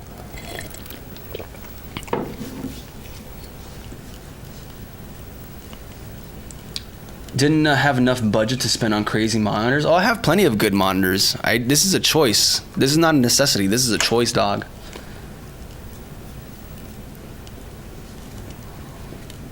Nah, Temu? Nah, this is the luxury premium PC, man. What's going on, Danielle? Silk Road 2.0? Nah. Definitely not. Though I gotta say, like, if the NSA was looking at my YouTube watch list, they would be a little suspicious, because I was like watching a video about this high security operating system and like how all the different features and how it's like they even have like this boot USB has a wrist tie, so that if someone tries ripping the computer away from you, as soon as the USB is ripped out of it, it just encrypts everything. And it's like, for me, I'm like, that's super cool, but also like the type of people who are looking at this, like, maybe they're the type of people to be making a Silk Road 2. And I'm like, should this really be on my my ISP history? Whatever. I haven't downloaded or installed the operating system, but I'm like, it's kind of cool to be like, hey, I know, in my mind, I know what I have that option. If we ever need to go ultra security, like, hey, this game we're making, no one can know about it except for all 115 of you guys here on stream. But the NSA is not going to be here, right? What game are you making? Let me show you what we're making. And then we're going to also start deciding on... We should actually test and make sure the utility functions didn't break anything, but I think the utility function should be fine. To drones and Satisfactory now. Oh, and Satisfactory looks like a really cool game. But also a very addictive game.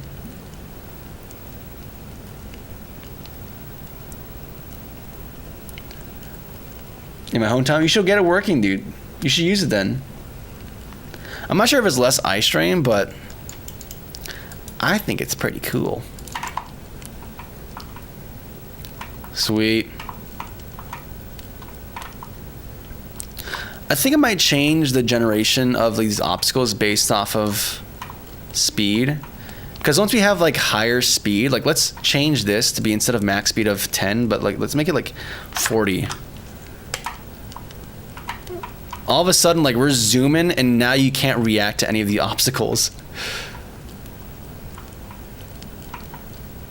So, I mean, I guess we're never going to get to 30 max speed. Or I guess maybe we can allow it. It's just going to be, hey, it's going to be a rough time for you. But I guess that's where the chips come in, because then you can just use the phase thing. Oh my goodness, the braking feels great though, dude. Though we're wearing it out so quickly. Like, look at the brakes, the brake fading. It's insane. But yeah, I probably would want to, because I want this to feel like you're going fast. So I think I'm gonna spread out these obstacles a bit more. Let me go into the generator real quick. This camera controller, that's a level assets thing. We'll deal with that later.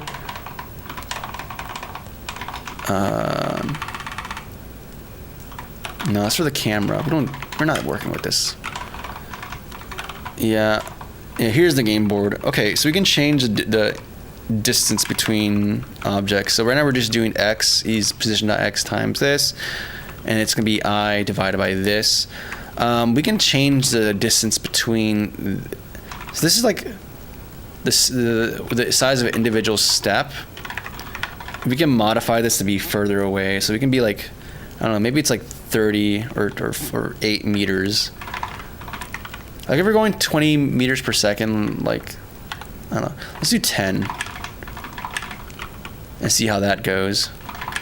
So now obstacles are going to be further apart from each other. They're not going to be like bunched up together, but rather going to be like individual spread out things. And then we're going to change the max speed to be like, we had it at 30, I believe, which actually felt pretty good for this basic engine acceleration profile, but I think we're going to do some more stuff with this.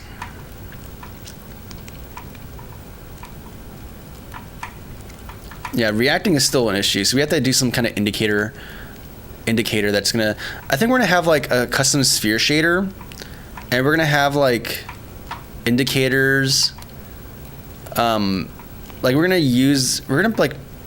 make a texture based off of this map, this information of like we're gonna have to do some weird stuff, but we're gonna make some shaders to be like, all right, we're gonna indicate hazards from far away so you can react to them reasonably well. So that you can make more advanced decisions ahead of time. Yeah, we need to add like the board too anyway, so yeah, we're gonna have to do that. And I have to make sure I have this UV wrapped correctly so that, yeah, so we're gonna have to take, essentially what we're gonna do is we're gonna have to take this data for the board state. Because right now, we have to make a model representation first of all. Right now, we're just creating the game objects, which is fine. But now we have to have like some data structure that's going to contain this. And not only have a data structure, we're going to have that be chucked over to the GPU and attached to a shader uniform, so that, or bound to a shader, so that we can start using that in shading like a cylinder. That's the way I'm thinking about it. So I think what we're going to do is, instead of, we're going to create the game objects as well, but we're also going to create like a texture 2D, I think. That's what we're going to do. We're going to do like a private texture 2D board state. It's going to be saved within the GPU. We're going to create it. It's going to have the resolution of what we define here, which is essentially like 2000 by 2000 by, I don't know, 2000 by 12. That's gonna be like the number of rows we have per the cylinder. So,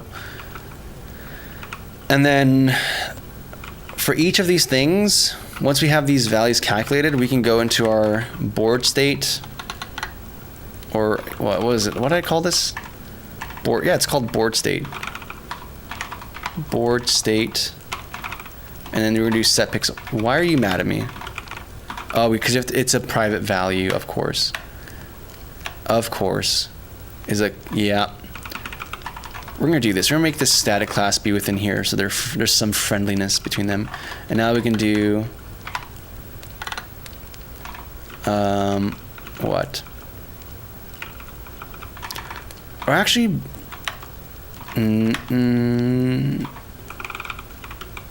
Yeah, we're gonna do game board. And now we have access to that, and then we can do set pixel, and then we're gonna have this be the X and Y coordinates. This is gonna be, this is gonna be a world space X coordinate. I don't want that. So we're gonna do float X chord. It's gonna be equal to I divided by 2000. We can make this constants later for more ease. And then Y is gonna be a random range between 0 and 12. That actually works fine for what we're doing as well. So I can change this to be Y chord, and that's gonna be fine. Set pixel, and then we're gonna be like, I don't know, 1 for if there's an object or a hazard there, and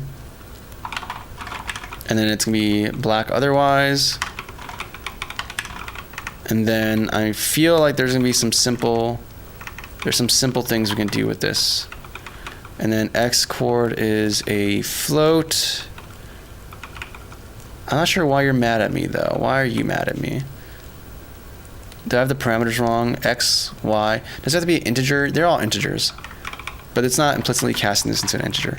Oh, because X chord. There we go. No. That's so weird. Why is Y chord is a float? And X chord is a float, yet one is fine, but the other isn't. Why is that? That is very weird. You know what? Also, like, why are we doing this? This is going to be produced like a normalized value from 0 to 1. I don't want to do that. No siree. Is it? As we iterate, yeah, it's going to be a normalized value. Yeah, I don't want a normalized value. I simply want I, actually. I is actually the correct value here. So now Y chord is throwing error because, yeah, you're not a float. Yeah. You're not an integer. So we have to cast you to an int. Or better yet, I can even just make this explicitly an integer, since that's what we're doing already. And now we can set these pixels, and it's going to be good. Now we have this chunk of the level that's written to a texture. We can throw that onto a shader, and then through some kind of magic, we're going to be able to like draw a cool effect for this. We have to also create some additional things here. What we need to do like some constants though. Public int or constant int board width, or like board chunk width, because we're looking at chunks, not the whole board. Though I guess technically we could make the whole board and it wouldn't be that crazy of a thing to do. I guess it just depends on how mobile phones handle what their limitations are in the GPU side of things, but we can also use like a very tight encoding, but whatever. Anyways, the width is a 2000. The height, which is like the number of rows, is going to be 12, though we can change that later. And then on start, we're going to be creating our texture board state equals new texture 2D. And it's going to have what properties? It's going to have the properties of board chunk width.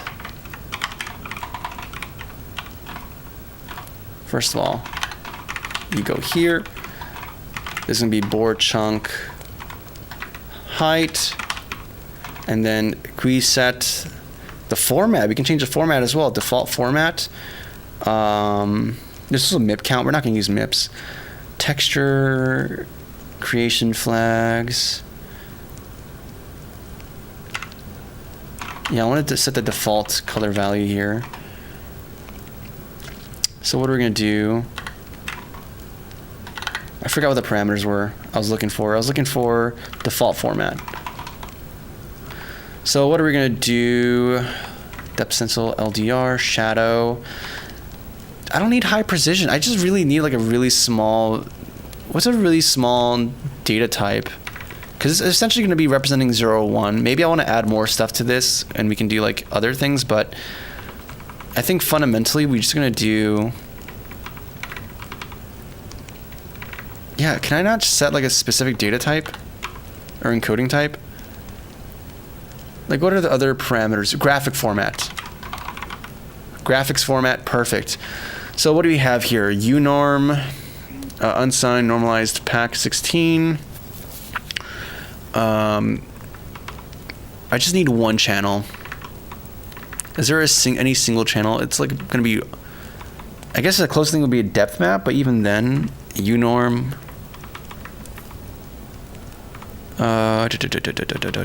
S float. R S integer, signed integer. Unsigned integer. 8. That could work. That could work for me. We can keep it an integer in case we want to do more stuff, but like what, 8, it's going to be 8-bit unsigned, so it's like That's still quite a lot. That's like a... I wouldn't need that much for 8 bits.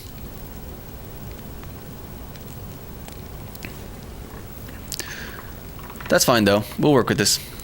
Unorm, that's good for me. And then texture creation flat tags. Texture creation flags. Don't initialize pixel. No, I want to initialize. Ignore MIP limit, map MIP chain. None of these actually. We're not going to use any of these flags. Yeah, none. Okay, cool. Now we create our texture. And then we can start, we can get rid of the cell count because now we're going to be using our constant that we created, which is going to be game board manager dot height. What's going on in the Discord? And then let me catch up in chat too. My bad, guys. Melon and me. What do you mean? Hey, that's a cool prototype. That's a pretty cool prototype. Heck yeah, dude. Dude, look at this. Guys, are you seeing this, guys, in the Discord? We're in chat? Oh, brother, this is so freaking sick, dude. Dude, that is actually so freaking cool, man. I'm loving this. You had to write math as my last paper, Nani? A new screen, nah. Have gambling? No, no gambling whatsoever. No gambling, no in-app transactions, none of that stuff. Dude.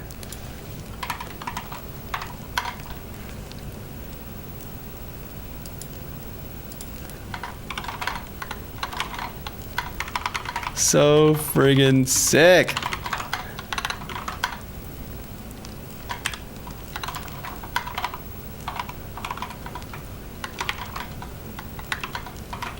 Wait to see more. That's awesome, dude. Let's freaking go, man. Let's freaking go, dude. How did you survive? Survive what? Hey, I'm interested in getting into game development. From your experience, is coding for games a sustainable career long term? And what kind of salary range do beginners? I don't work in the game industry, so I can't really give you much insight there, sadly. I work adjacent to games, kind of adjacent to it, and I'm using game deving tools for my day job, but it's definitely not game dev, and it's very different. But, so yeah, I wish I could give you more. I can't, sadly, man. I know I have friends who are working in the game industry, and you know, last I heard, they've been doing pretty good. Oh, Skydane, by the way. Oh, Jason, just another account. Got you. Yeah, I wasn't sure if it was like the issue with the ads being changed or something, or being used on YouTube for some reason. All right, let's try adding the shader and make a custom sphere shader for this. I believe I have a shader we can use. Now, alignment's going to be a weird thing, but that should be very easy to fix, I think. Where's my mouse? Okay, there it is. We're going to create empty. It's going to have a mesh filter. Not mesh filter, mesh filter, actually. That's the first thing we need. I have a cylinder that I think I UV mapped to be very easy for me. Yeah, cylinder. Which one is it though? And then we have a mesh renderer. And then we're gonna use like, I don't know, a blue one just for right now, just so I can see where the object actually exists. And this is gonna be, call it the playboard.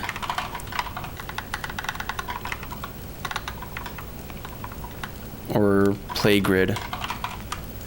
Grid? No, grid. It's gonna have an affine size. Let's scale it up now. I'm not seeing it. So let's see if I'm using the right cylinder. Oh. Wrong one. There's actually 2 cylinders.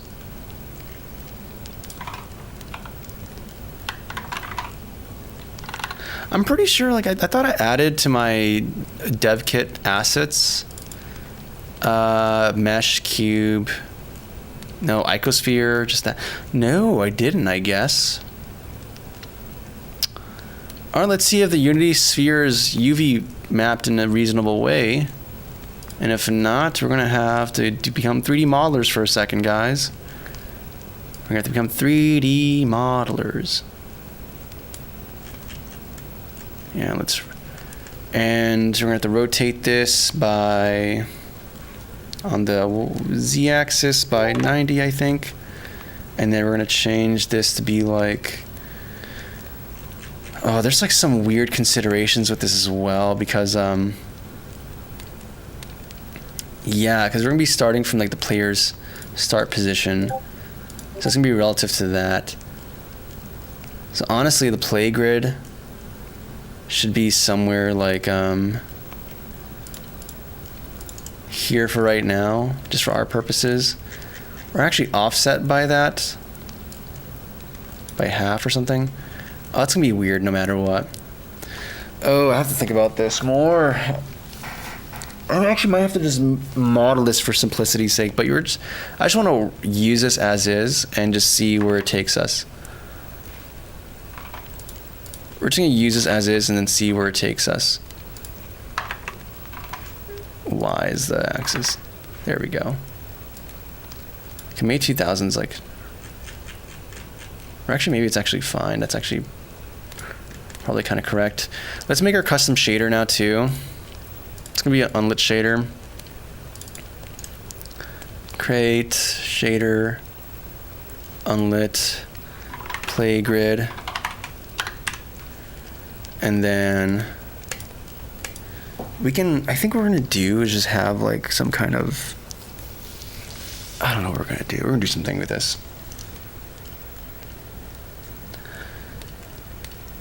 It's never been very strong. It's definitely held me back pre-AI. Nowadays it's just a prompt away and it has become much easier for me.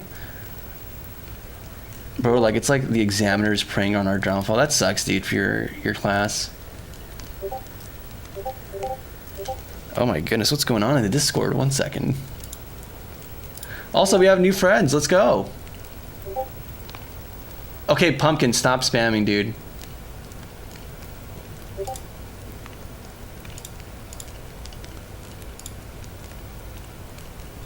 One second, dude.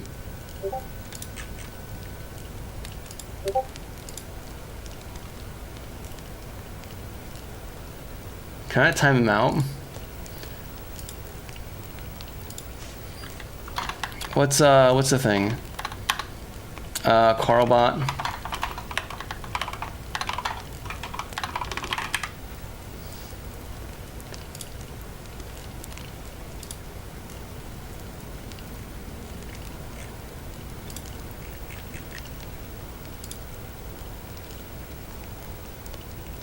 Okay, I think he stopped anyways.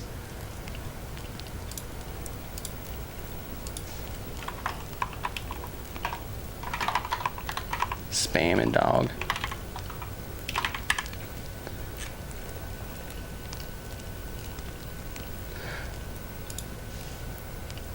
Dude, this prototype looks so sick though, man. In any way possible, that's why I love joining these communities. Heck yeah, man. Hey, Riku Tatsu. Hey, I was right, it is Riku Tatsu. Let's go. Let's go. Older version with audio and some enemies as well, but I haven't re-added that stuff yet. Well, I'd like to see it more when you get to it. But yeah, dude, if you want to do, we have this in the Discord. We have this gym member, this gym leader system where it's like, hey, if you have knowledge, do you want to help people out with, and you're fine with volunteering for that, you can be a gym leader, and then if people have questions, they can ask you stuff in the forums. Yeah. I'd like to do a game jam in the Discord one day. I think that'd be fun. Like, I think it'd be cool for us to have like a game jam, and then like I can stream the final creations from everyone else as a showcase here. I think that'd be really fun.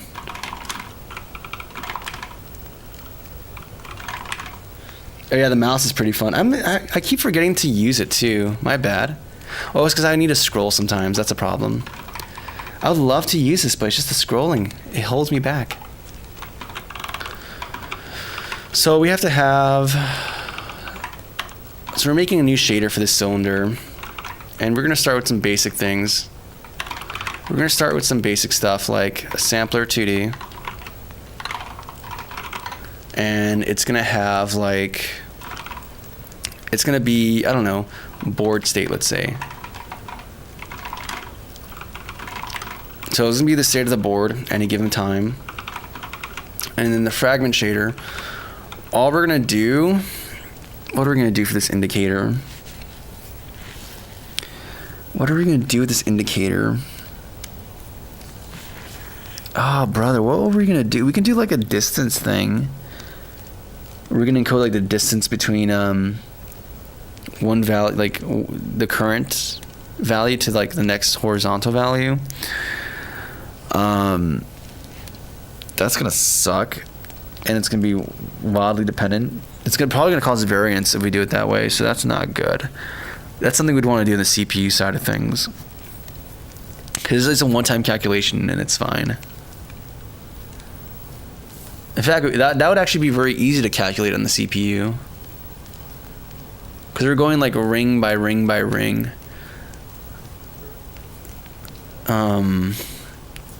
Is there any other cool way we can handle this on the shader though?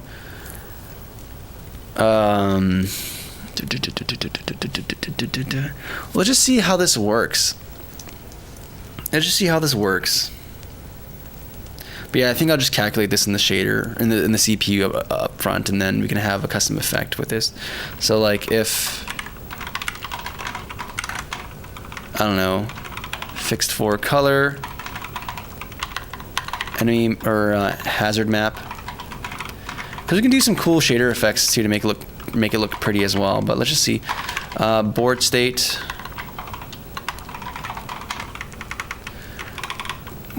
i.uv. So yeah, we're using the UV for this. If hazard, and we're using an unsigned, how is that going to work here? How is that going to work? Sampler 2D is going to produce this fixed for, but this is actually like, can we cast it? Like, this is going to be an unsigned int, a uint. Is there like a uint 8? Or u short, maybe? No, uint. Oh wait, uint. What is this types? So this is for uint vector values. We're not doing that though. It's just simply a uint. So can we just unpack it like this? And cast it like that? I'm just curious now if that's how it works. And then hazard map is going to be if hazard map is like, I don't know, equals to 1 or greater than or equals to 1, because that's all the value we're assigning there, really. Then, because we're assigning the color white to it. So actually, if we're assigning the color value white, I wonder how it's gonna. Okay, we're gonna find out some stuff today. We're gonna learn today. We're gonna return, I don't know, float for red. Otherwise, we're gonna discard this pixel or this fragment. And then we also have to pass this into a shader. I'm going to be lazy. I'm not going to get a reference to the particular object. I'm just going to set it as a global shader value and then update it. Yeah, so board state, and then we're going to set shader dot global set global texture board state, and then it's going to be a property of. We can cache this into a shader property, and I think that should be fine. Yeah, right here is the shader property, board state, and the shader, that's what it's called, right? Board state, perfect. This is not transparent. This is opaque, but I wonder.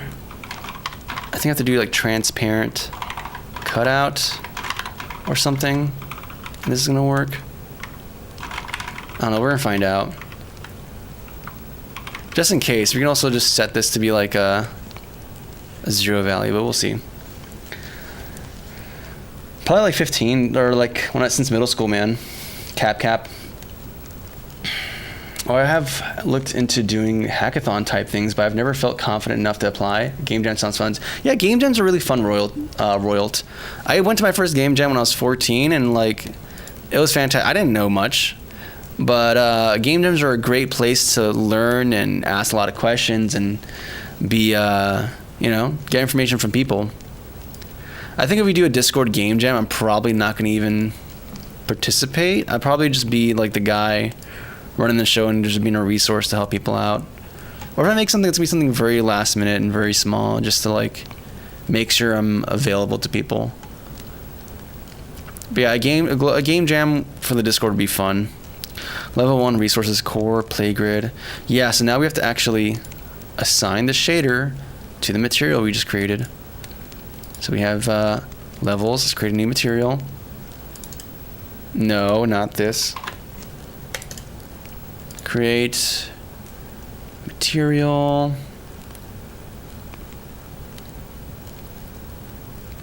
We have shader. Where's material? Why is it over here? Play grid. And then we're going to change you to be our unlit. No. Stop. Unlit play grid. There's no main texture to sample there. It's just the thing. And then, cool. So I guess we can just press play and no. Cancel. Because I didn't assign this material to the thing yet. Yeah, we have to assign it to the actual object. There we go. So let's see if this actually works. Assign it. Cool. And then let's press play and let's see if anything even happens.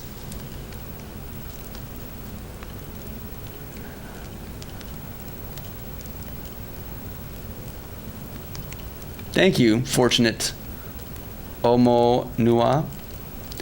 You never felt confident enough to apply? Are you joking? Apply for what? No, I was reading a comment from somebody else. Someone else's comment. I went to one hackathon a long time ago, but I kind of treated it just like a game jam. But people were competing for prize money and awards, and I don't know. That just doesn't sound fun to me. This is not my thing. Okay, so we have a global shader property or shader uniform value, but do I have to actually add the Unity shader property to this? Let's check something out here. So we have play grid, and we have the full extent of it as well. Everything is being discarded. Let's see what happens if I were to get rid of this discard and instead have it be like, I don't know, color equals float 4 0 0 0 0 and just return that. Like, what happens if we do that instead? And then, so we have a purely black background here. Now the question is, because we're not seeing anything anywhere. Let me see if this is actually receiving the property we're trying to put in there. Let's go into debug mode actually to inspect the uniform data. So we have saved properties. Oh, I don't think this shows global properties, right? I don't think it actually does that. Okay, let's just check something else. Let's check the game board and see if our texture is displaying anything here. It's all just red. There's one red channel. Okay. Is readable. Is it read-writable though? And it's under the hood. It's a width of 2000 and a height of 2000. It has to be square. Image. Contents hash. Texture settings. Filter mode. Let me actually get rid of the debug and make it normal again. Yeah, that's nothing of value there. And I can't open this because it's not saved to like disk or anything. So, okay. I'm gonna have to Google some stuff here because I think we're putting things in a very weird state that I'm not used to, which is like we're using a very specific kind of format for this to kind of make the texture size small, but we have to unpack that in the shader in a specific way, and I'm not sure how to do that, and I'm probably gonna have to go off stream to look at that. So instead, for right now, instead of using our, this and graphics format this, we can just use like the default for this. And instead of casting this to int, we're gonna cast it to just use it as a float 4 value instead directly. And that's not the right shader. Where's the play grid? Here we go, play grid. Yeah, we're just gonna keep this as just a regular fixed 4. Also, I wonder if it's initializing correctly because we haven't verified if it's initializing or not. We're just setting specific values there, but we can just I want to make sure that's also not an issue. So we're going to eliminate variables as much as we can, and then we're going to slowly reintroduce variables as we progress further here. So we have this. Oh, I didn't apply this either. You have to do, oh, yeah, I forgot about that.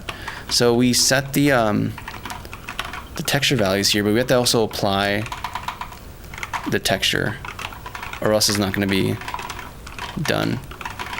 Okay, cool. You have to actually apply the changes we made. Maybe that's the case. Maybe, hopefully that's just it. But still, we have to have a way of clearing or initializing this just to be 100% certain that what we have here is what we want. So we have to do int x equals 0, x less than, I don't know, board chunk width, x plus plus. You want this, do the same thing here in the inner loop, but now just change all the x's to y, and then this is going to be height instead, and then we're just going to set our board set pixel. We can actually do this in a more aggregate way. I don't remember how to do it right now. And we're gonna set it to black. And that's gonna be fine. And then we just do board apply.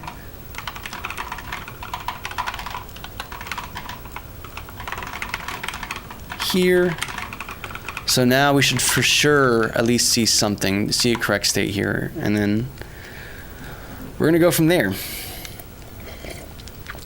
I think to achieve the effect we want to have, like the incoming thing, we'll do that calculation on the CPU side, because we're gonna have to do that calculation once per chunk, and maybe we can just do that all at once, and it wouldn't be crazy. Okay, this is not reloading. Come on, domain, do your thing. Don't do this to me. There we go. Game jam be fun? Yeah, then maybe I'll start planning a game jam then soon. What kind of obby are we making, Cozy? Obi? What do you mean Obi? Hate myself for selling my old TRT? That sucks, man. But hey, you can probably find another one for a reasonable price.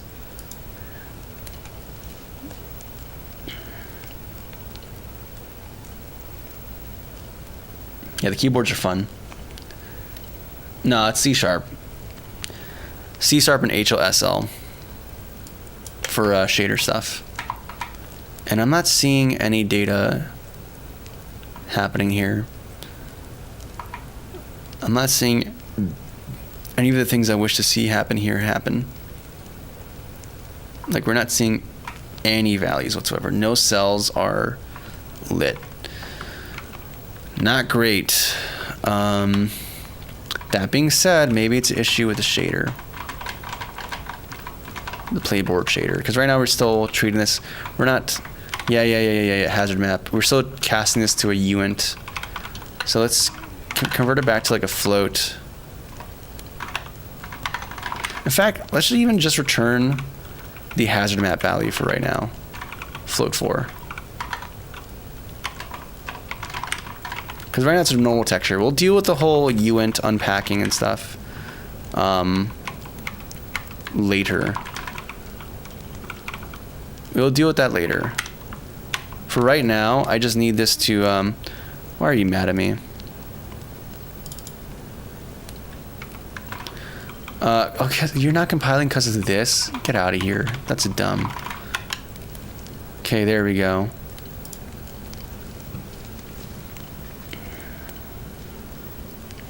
Alright.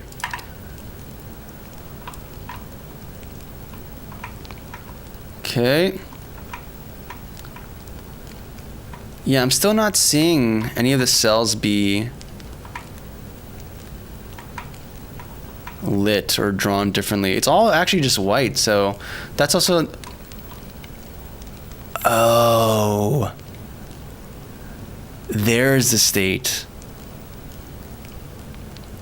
There's the data we're looking for. So either the UV of the cylinder is weird, or the texture we're encoding to is bad. Because this is creating a 2000 by 2000 texture, but even then, if that was the case, and there's some extra, well, I guess no, because 4 to 12 compared to 4, yeah, that's what's happening. Also, it's UV wrapped in the way I don't like it. I don't want it to be UV wrapped. So, yeah, we have to make our own custom cylinder mesh to have the data represented in the way we want it to have represented, so we can do the effect we want to have happen. And then as for the bloated size of the texture because of this, I think what we might what are we gonna do? I think we're not gonna do, because the board state is fundamentally just not gonna be a square. That's just not how it's gonna work. The data we have there is just not going to work in that way. There's always going to be a larger width than height just due to the number of rows we're working with here.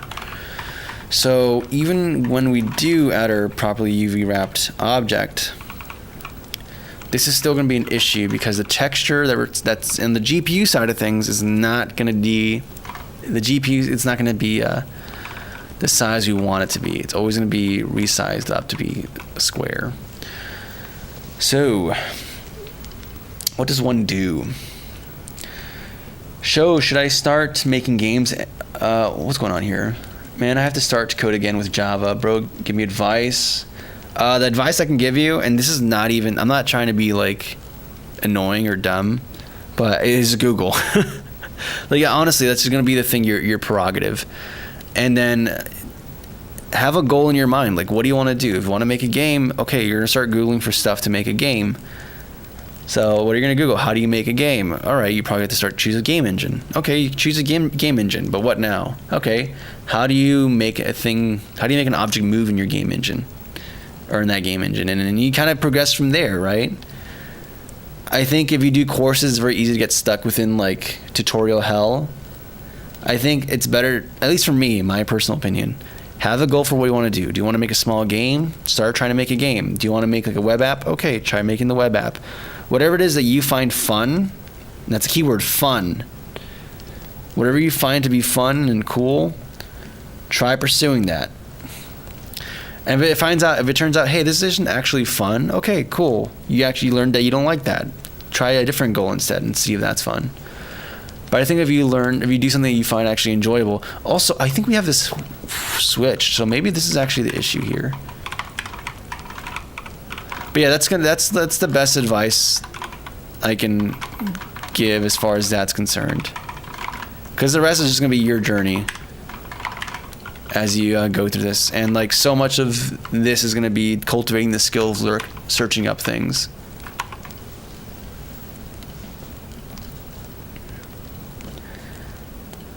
Yeah, there's actually like a search engines you get paid for that are their whole point is to be good, which is kind of interesting. I haven't tried it out. Either way, whatever search engine of your preference, learn to use it and utilize it. What's going on? Come on. How do I trigger? Why is this so bad at reloading domain automatically? Like I have to wait 6 business days until it starts doing that. I'm using Ryder, Cornelius. Yeah, I'm using Ryder. I use C-Line for my game engine project, or for the C++ project. But for like the when I'm doing stuff in just C, I actually just use good old-fashioned Vim and GCC. So changing this, I don't think is going to change. Like changing the dimensions, I don't think is going to fix the issue, because I think the issue is fundamentally in how this is going to occupy space here. I think we have to do our UVs. Oh my goodness! Now it's just pure white. What is going on here, dude?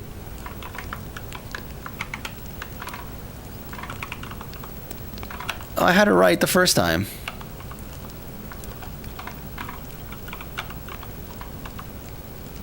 Did I? Oh, one second. No, I had it wrong. Okay, maybe this is gonna fix it.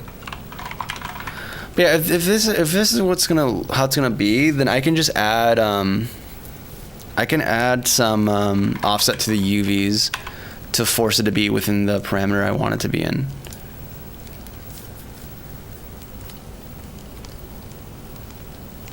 What's up, Key9?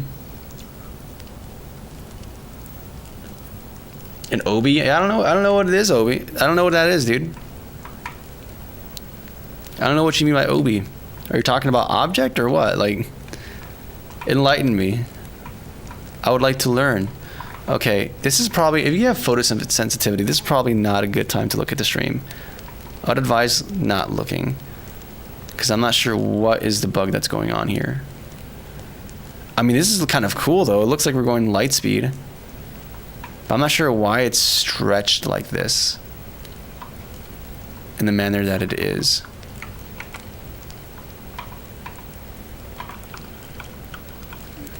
Like maybe it's I don't know. Maybe it is wrapping the way I want it to. I don't know. I don't trust Unity's cylinder. In fact, let's just see how the cylinder is wrapped. Let's just do return float 4 just to verify how it's wrapped.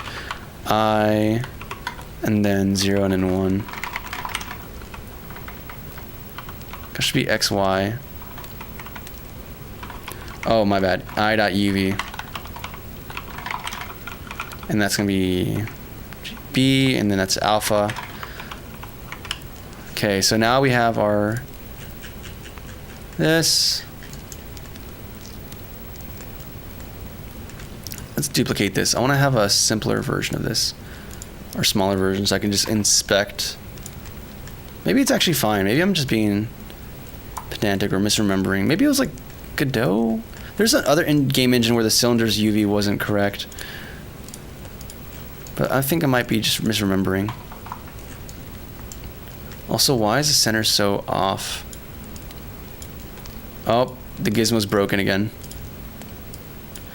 This happens sometimes. I don't know why, but there's times where like Unity's on Linux, the UV just gets, not UV, the gizmos get broken. Okay, so we have here, that's the dark corner, and then it's all the way green. That's the maximum Y value. Okay. And then that's the maximum red value, and then it combines there. Okay. So that's wrapped in a reasonable way. Okay. So if that's the case, why are we having this weird striping effect?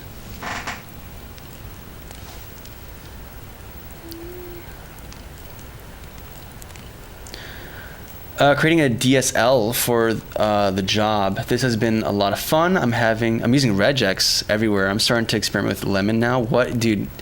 Regex is nuts. I still haven't comprehended regex. Like, I understand sometimes, but I really don't. That's crazy. And a DSL. What is a DSL? An Obi is a platformer primary found in Roblox. I never really played Roblox. I played Roblox like maybe when I was in middle school. It's slang for obstacle course, which was used commonly to refer to... Oh my goodness! Oh my goodness! I remember now. Oh my... You just unlocked like a super old... Because I remember when I was a kid, I was like... Oh my goodness. Yeah, I was in Roblox and you'd go and you'd see Obi in the title for the different games. Oh my goodness. That's crazy. That's such an old... Brother, that's like from... That's a deep reach for me, man. An Obi game jam? That's cool. I like that actually. Follow the Mr. Rabbit. Follow the white rabbit, Mr. Anderson. Mr. Anderson. Well, I don't know what I did to that gizmo. Sometimes it just gives up on me. It just gives up and it says, "I'm gonna stay over here. You can take that object where you want to, but I'm staying where I'm at." Okay, so we have this X, Y. Let me rotate this a little bit so I can actually understand more where.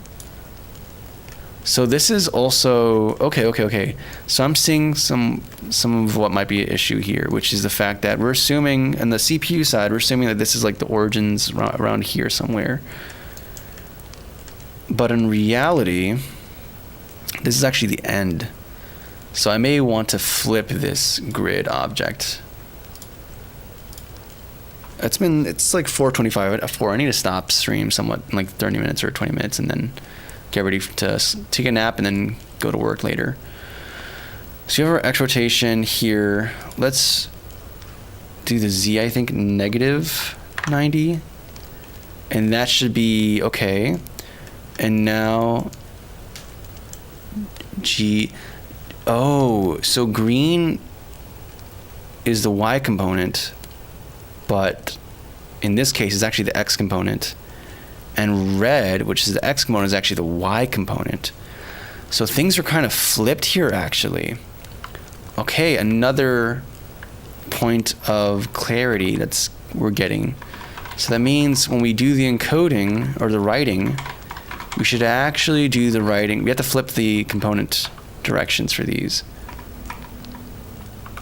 Because in our context, it's actually going to be swapped. So down here in the generator, yeah, when we apply these coordinates, it actually should be flipped. This should be Y, this should be Y.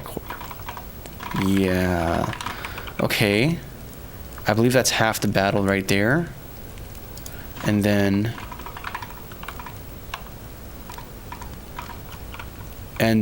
I can return, comment this out, and we can actually have the original values be there. And cool, now we can run it and see if this changes anything. I learned it by myself.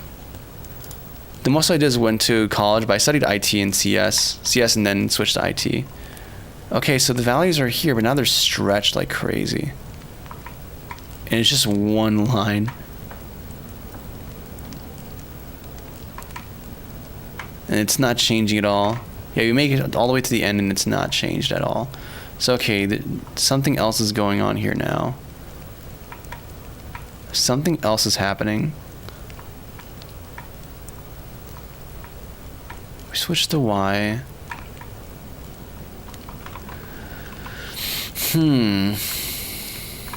And it's like the same values being written across this whole thing. Let's run it again. I want to inspect the texture state.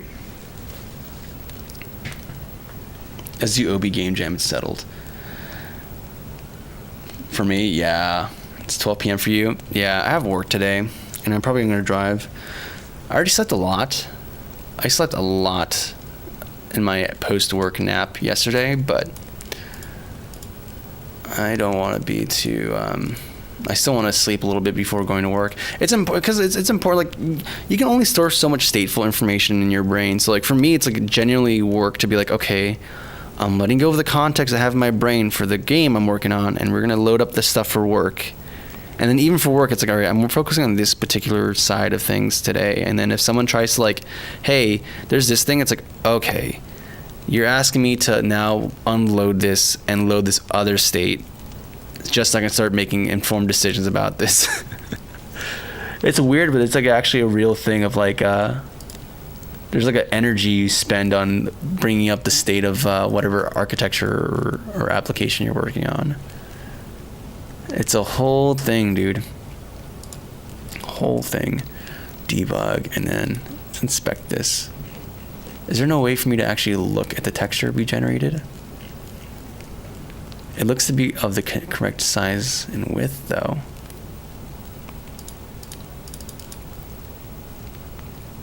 But it seems like odd. Let me do something here. Maybe you have to also flip it on this side as well. Like maybe we have to flip this just due to the orientation we're doing things in.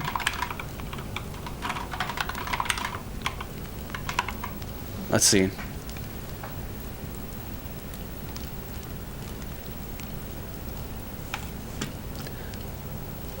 Yeah, no, AI is not going to replace anything there. I don't think it's going to really replace much outside of like intro level stuff.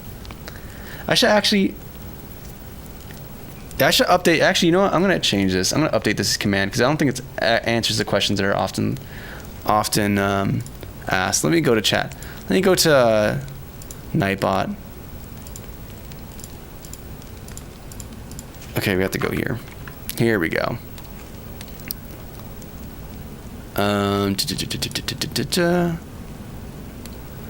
Where is Night? I think I have Nightbot somewhere here. Also, I think there's a typo there too. Dashboard, 1 second. Let's open this, let's modify these commands. There's the AI command. I can't read. This is too small for me. I don't use AI.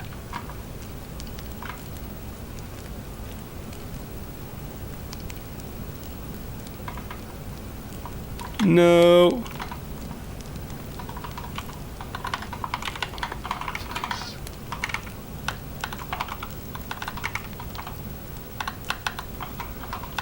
I think it'll replace some, but it's not going to replace programmers like fundamentally. There we go. I'm not being snide either. This is just a common thing, and at this point, I just need to have a command that answers this facts. It's like a fact. Frequently asked questions. There we go. That should be correct, I think. Wait, did it not apply? It didn't. Don't use AI for anything. No.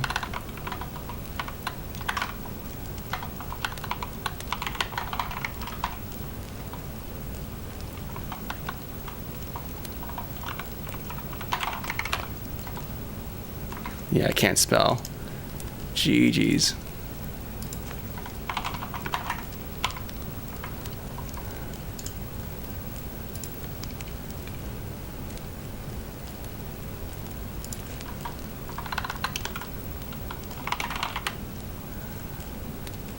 Sweet. Update. There we go. Hopefully that's better. The task? No, so I have a specific command. Like task is literally for the Riven Done project. So I have an FNF project for describing this game. Which, by the way, I should actually link the old game as well, because this comes up so frequently that I think it's worth having that part of the command as well. I still can't believe I got the right like general estimate in kilometers for the troposphere. That was kind of crazy last stream.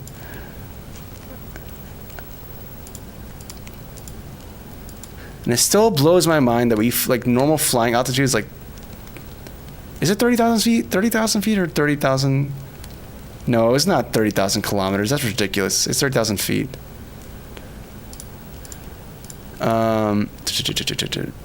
Where's Nightbot? I'll go back here. I'll update this real quick. 1 second. Commands. We're fixing the commands. Commands. Thank you. Yeah, FNF, this is the one. I would like to edit this. I would sure like to edit this. Here we go. I have to zoom out a little bit. Original game. There. Update. Cool beans. All right. Let's go back to, yeah, that's the old version I did in Godot. A prototype I did forever ago. Sell some courses? I'm good. I don't think courses are actually of that much utility. I mean, no, I'm not gonna say that. There's courses of utility. I just never personally had utility from courses, if that makes sense. If I make any course, it'd be free, honestly. Hey, that seems to fix the issue. Okay, no, not really. Because it's not scaled correctly. But it looks pretty cool. Even though it's incorrect. It's looping a long time, though. Yeah, if I do anything, like, I'll do it for like, I'll just make a YouTube video. Like a YouTube lecture, and that would be it. Like, that's what I did with the pixel art, like, crash course. It was just, oh. What is going on here? Why is this dark, but these are lit? And why are these actually have data on them?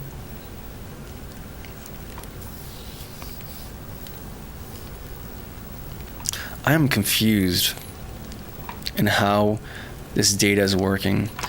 I think there's like, we have to see something. We have to see things at like different levels. So there's like,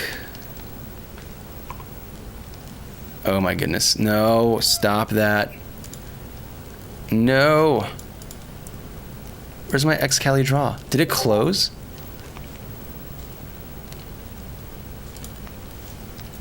No, that's not it. Xcali, can I go back? There we go. Also, what's going on in Discord? Some memes. So, in here, we have like a few different levels of what's going on here. So at the end of the day, so we have this texture that we're drawing to, right?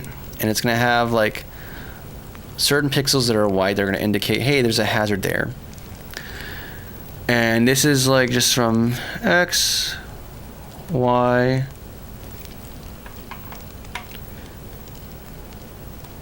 where this is like, I'm assuming. Actually, we should probably check this as well to verify if this is correct. But I'm assuming this is the origin where this is 0, 0, and then this is going to be the width and height. So we have to first verify this. This is the level 1. The next step is going to be the shader and the actual representation on the sphere, where we have the sphere that has this texture on it, and when you unwrap it,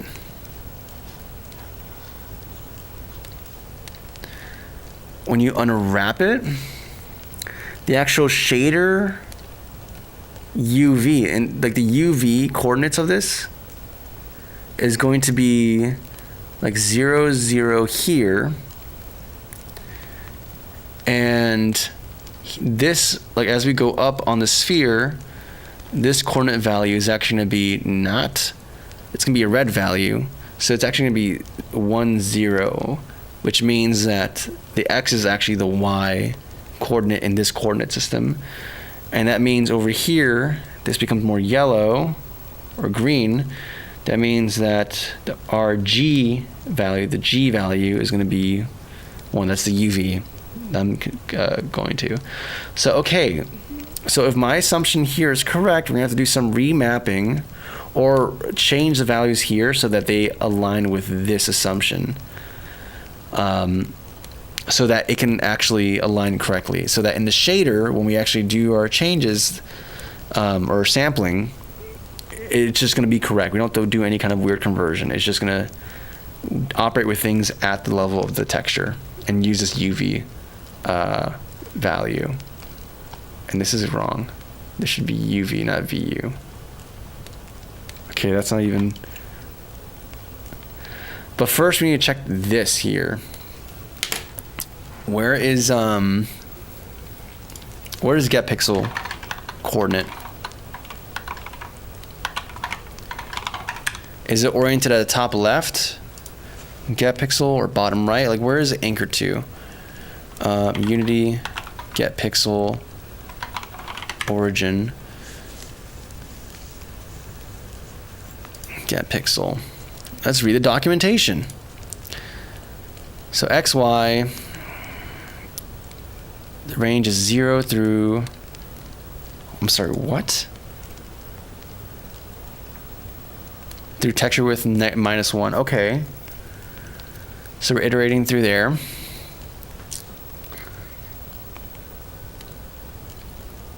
And how's the texture data mapped onto the GPU?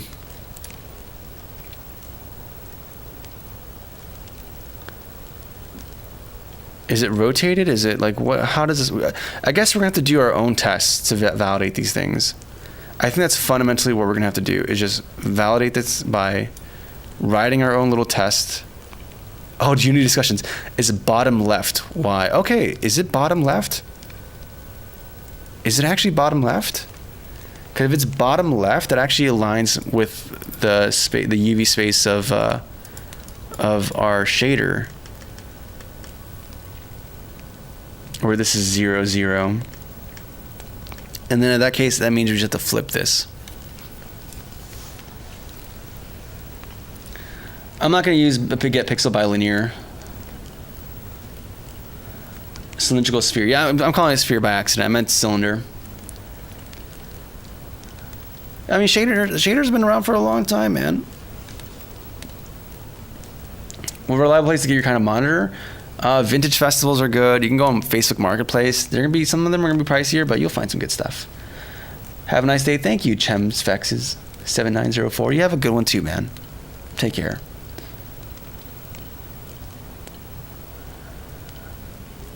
In the message, us. Oh yeah, in the UV thing. Oh well.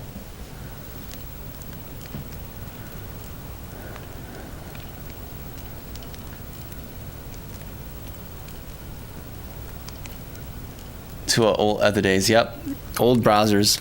That's the way it used to be, man. Okay, so if it's actually bottom left, as they're saying,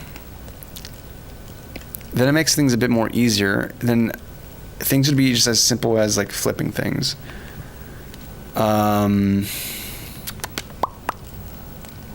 If this is indeed X, then that means our X should be of size height then. Like it's gonna be flip-flopped, which I think we're already doing that. Yeah. Where's my phone? 1 second, guys. Steam sales, guys. Steam sales. We got us some Steam sales. Okay, so we have this. This is actually correct. So I think...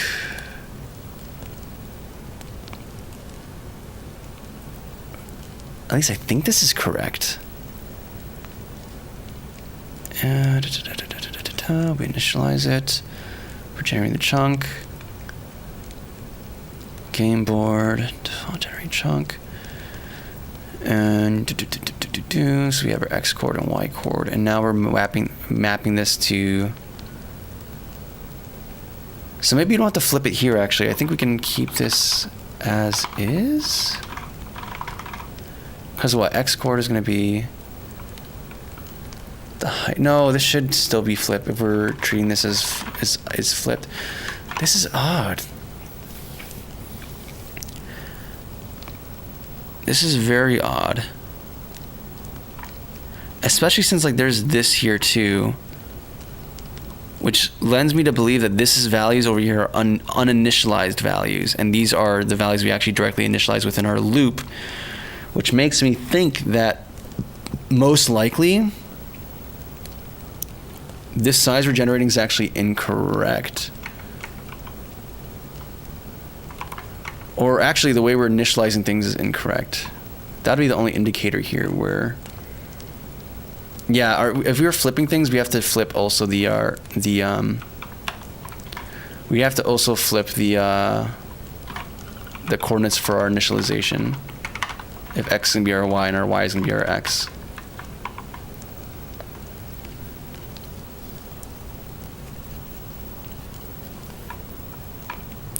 Okay, so that fixed the initialization issue. Now we have the issue of like all this data here is like excess of points, because that's kind of ridiculous. That is kind of ridiculous how there's so many points scattered about. I am not sure how that is happening or why that's happening.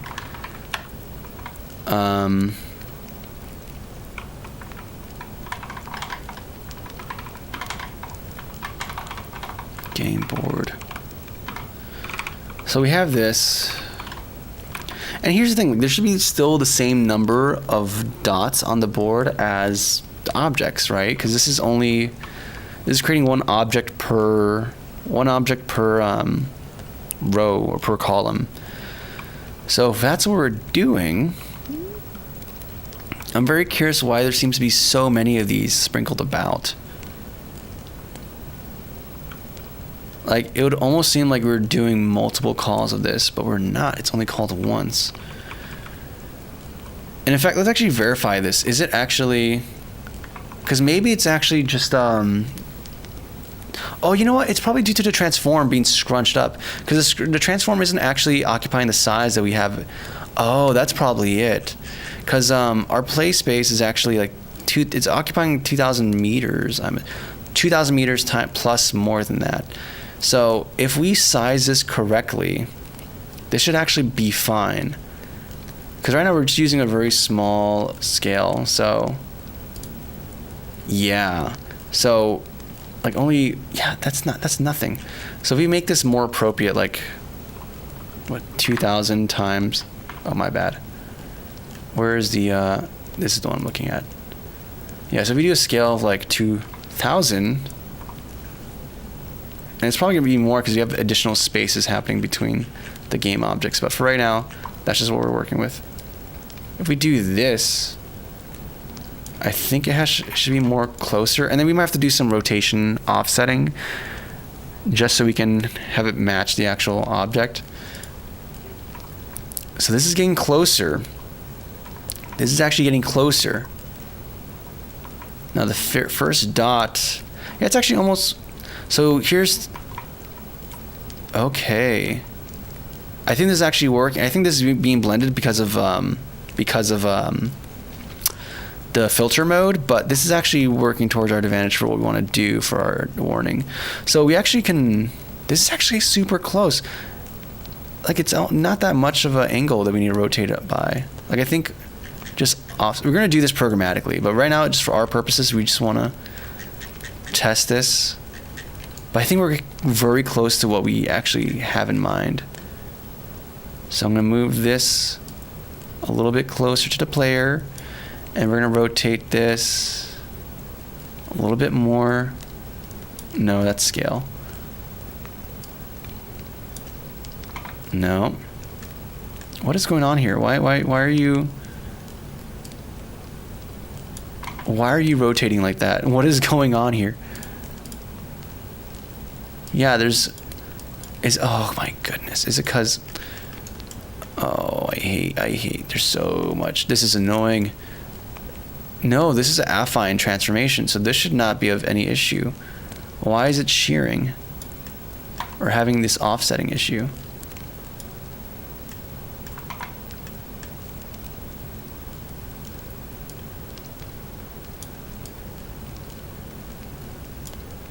Okay, 90.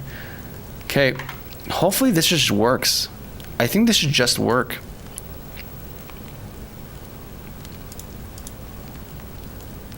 Okay, it's offset by a lot. Also, I think there's like multiple.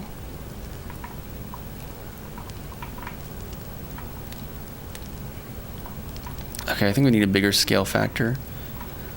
The obstacles are appearing where there's there's a dot underneath each obstacle though. Or maybe that's just a probabilistic thing. So what was our scale factor here? We had it set to 10. So it's actually an extra 0, 20,000. That is the scale that this should be at. So another 0. And then more scaling. And then I kind of want to get rid of the interpolation because the interpolation is kind of hiding potential issues, it seems like.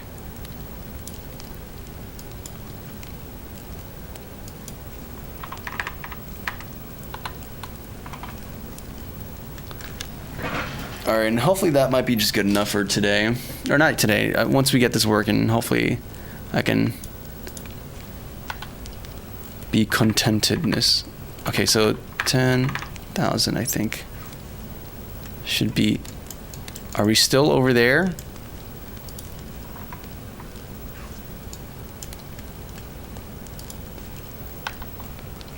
What is going on? Hold the phone. You are a size of 20,000. We're doing this offset of like half of your size, which is gonna be 10,000, minus like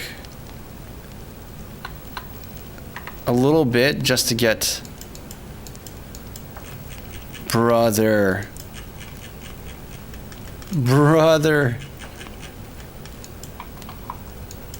Is the gizmos even popping up? I think I have to change the origin of this gizmo, just so I can even just see, because we're all we care about is the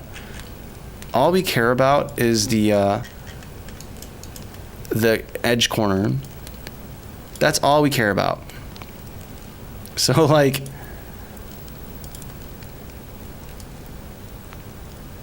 this is kind of ridiculous.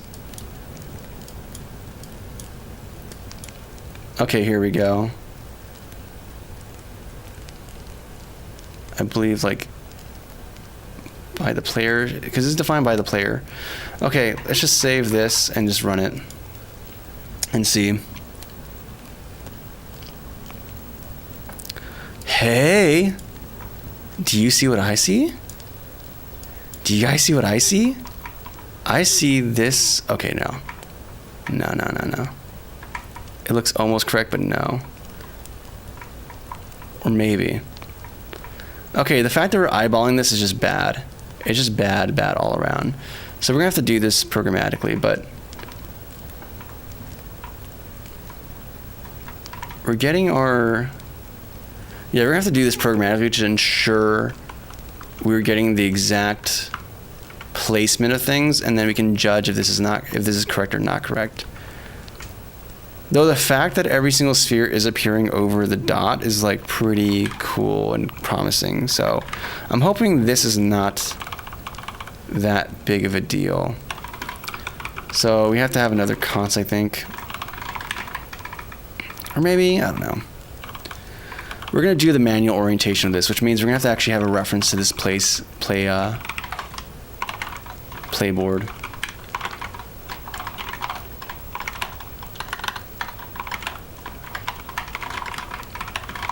Okay, and then we're going to do our initial positioning and everything here. So it's going to be relative to the player, which I believe we also have access to. Perfect. So what is going to be the math that we do for this? This is scaling on the y-axis, correct? Am I mistaken? I believe the y-axis is the one we're scaling across, or doing the large scaling across. Yes, the y-axis. So, and the x and z should be the size of the player's radius. So, okay. We can actually very easily size this based off that. So we have playboard dot transform dot local scale. It's going to equal to, in this case, it's going to be 2,000 times the additional scale factor, which is 10, and that's going to be fine. And I'm being dumb right now because it's supposed to be a vector 3. Or actually, we just do new. And that's going to be the y value component. The other thing is going to be the radius, which is going to be just the player dot local position dot z, I believe.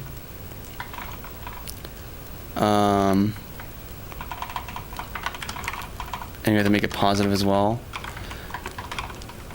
Math.abs.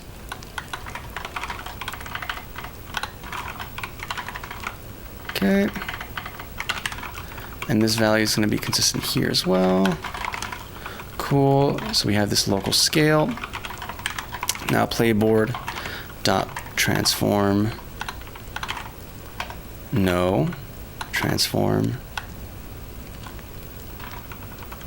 Yeah, playboard is what we're looking for. Position is going to be equal to the player position. In fact, we could just make this explicitly a vector as well and pass in the components directly.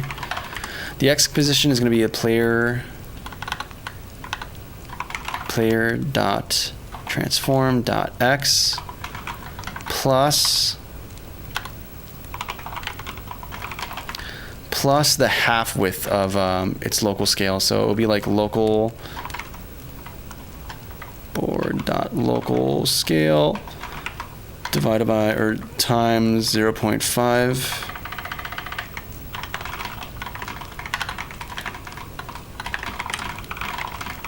And then the rest will be 0, 0.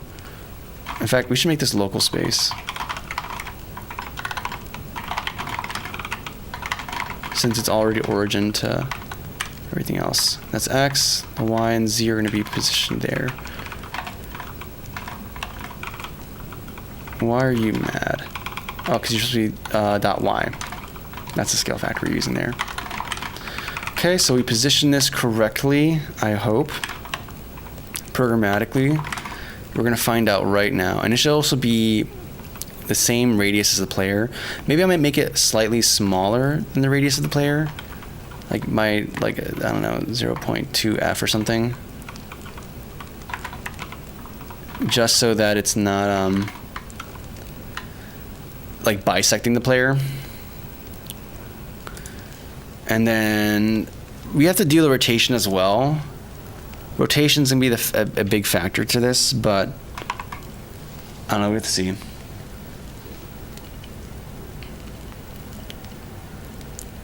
All good, man, all good. Pumpkin. I need this. My cabinet's kind of uncozy. What's happening, Melon? And I want to help my cabin out. Locate my changing device. What do you mean, Melon, though? A vibe code game that's like a mix of Doom and... No, I'm not going to vibe code. There's no vibe coding here. We actually just do real coding. That's just kind of what we... That's just what we do here. Okay, this is an unassigned reference. That's easy. That's because we didn't assign the thing here.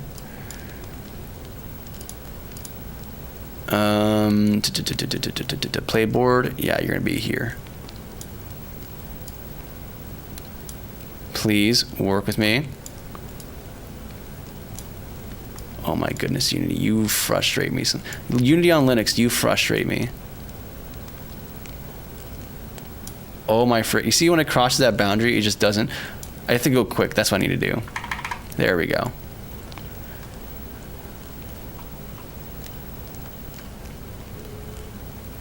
Okay, come on. Completing domain. Yes, thank you. Okay. This doesn't look quite correct. Why is this over here? That doesn't look correct at all. That's still way too far. Is that local space scale? That's probably it. This is not our position. What do we do here? Let's look at what our math is. What's going on with our math? So we use position.x. This is a world space value. So we actually use, because this local space for this is going to be fine. In fact, player transform dot parent. This is going to be jank. We'll fix it up later. Dot x. So it's like in local space, the correct area, and then we add the board local scale dot y divided by half. Because right now if it's centered, it's going to be in the middle, so we should just shift it over by a half to get the one end onto the player. That's how the math should work out. We're going to find out if that's the case. We're going to find out if this is real. If this works. Okay. Come on. Compile Unity. Unity on Linux, you have to do your thing, dude. You have to learn how to compile or reload domain. Okay. Oh, I really want to start working on the flashy stuff. And again, wrong. Why are we wrong here? Your position is...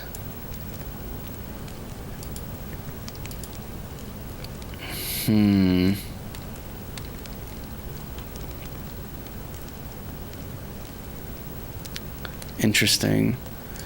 If the player's position is negative plus this,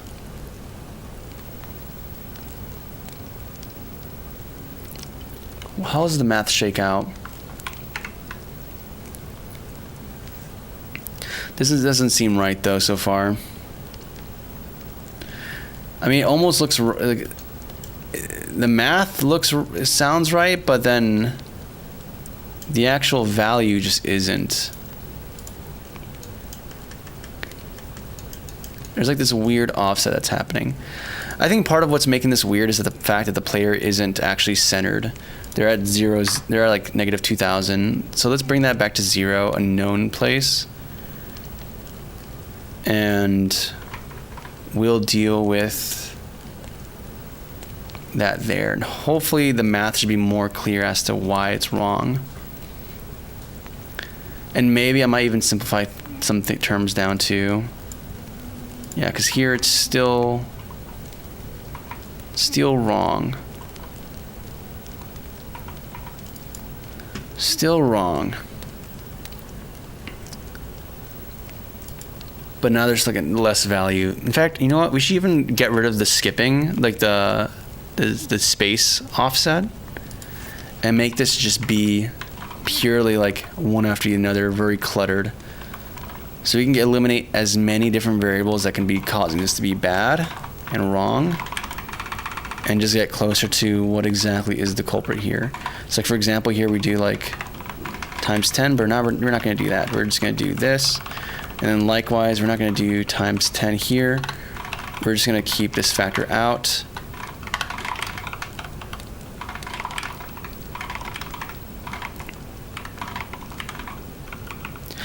Oh, is the cylinder even... Oh, the cylinder asset might not be... Oh... I was assuming the cylinder was like negative 0.5 to 0.5, but you know what I think is actually happening? The vertices of the cylinder are like negative 1 to to +1. I'm pretty sure that's what's happening. Oh my goodness. If that's the case, then we have to change our math even more. I think that might be the issue here. Yeah, because let's just duplicate this. I'm gonna move it up again. We're gonna make it be like position 0, 0. You're gonna be a scale of like 1, 1, 1. Let's go to the here. And then we're going to be positioning objects at specific coordinates. Next, we're going to make another one, but it's going to be even thinner. We're going to make it have a thinness of like, I don't know, 0.1, but then make this 2 and 2. And then let's take a look. So now, if we do -1, yup. And if we do +1, yeah. So it's not from 0.5 to +0.5. It's -1 to +1. Now, how does that change the math that we're doing here? It means that our scale factor here needs to be divided by half.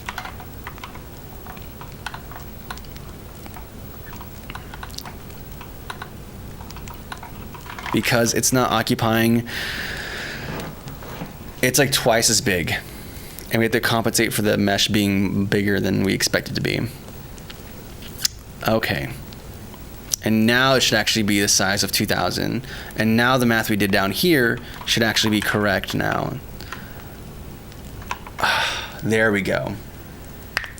I am not supreme now. What happened, Melon? Melon, what's going on? Tell me.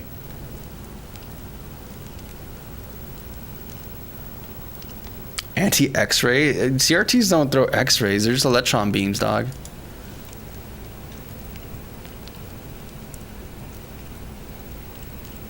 Yeah, it's a real CRT. You can hear the static, one of my hands.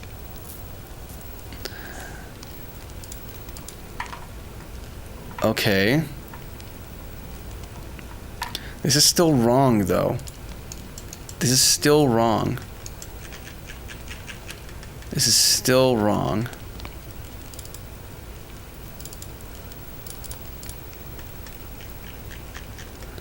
Did it recompile though? Did it actually load assets? That's what I'm curious about here.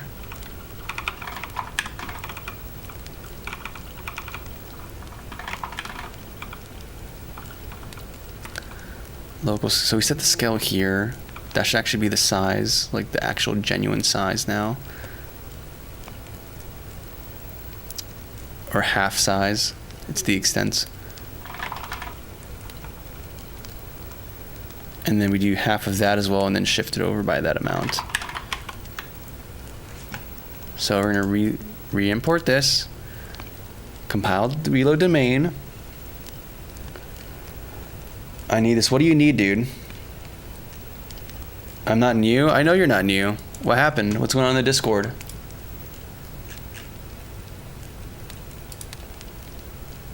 What's happening, Melon?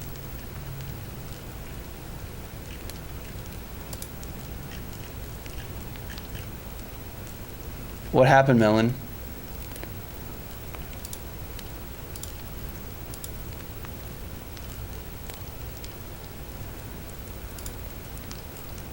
I don't understand what you need, man. All right, let's see if this works. No, it's not working. So it's oriented at 0, 0.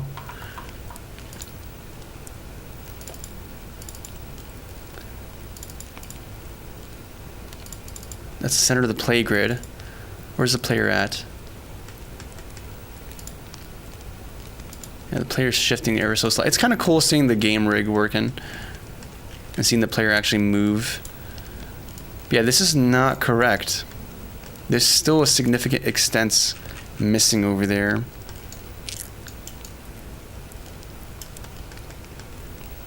And moreover, if we look at the math here for this, it goes from scale to, it's bigger, the scale. That's what's weird.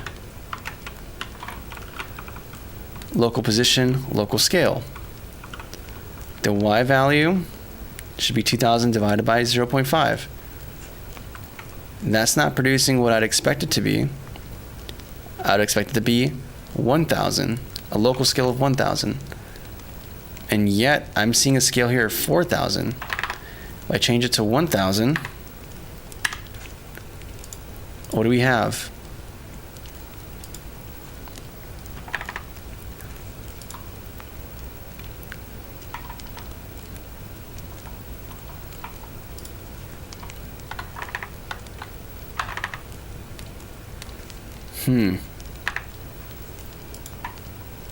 Okay, so 1,000, and I have to shift it by the whole length.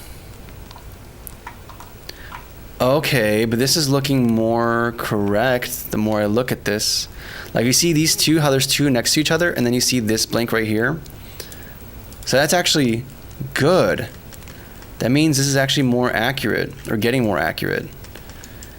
There's like a little rotational offset, but that's not crazy. We can just manually apply that. Where's the double? The double's right here, yeah. So how much we need to rotate to make this work? And does that fix it? Like, do we have to just do 77 degrees for everything? Well, no, because even though we see the long thing here, we're not seeing the other objects. There's a bunch of places where there should be objects and there's no objects being visible there.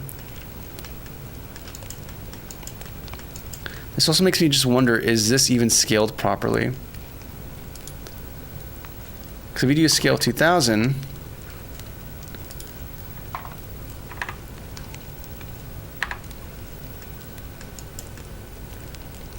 that seems more off.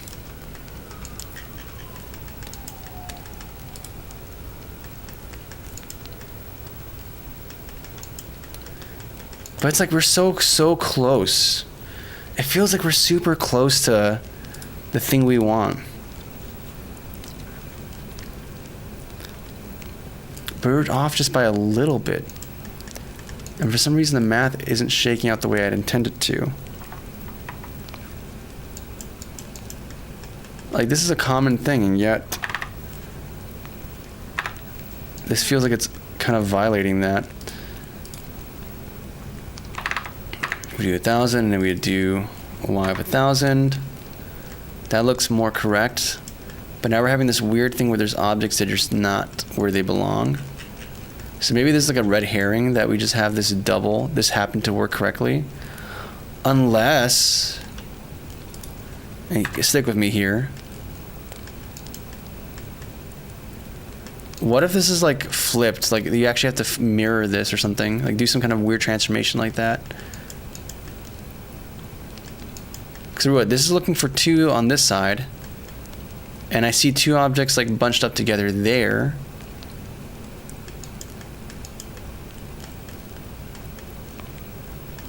So let me actually even just modify the shader itself and see if even flipping the y value fixes things. If that's the case, then we just have to change how we do the calculation on the CPU side of things.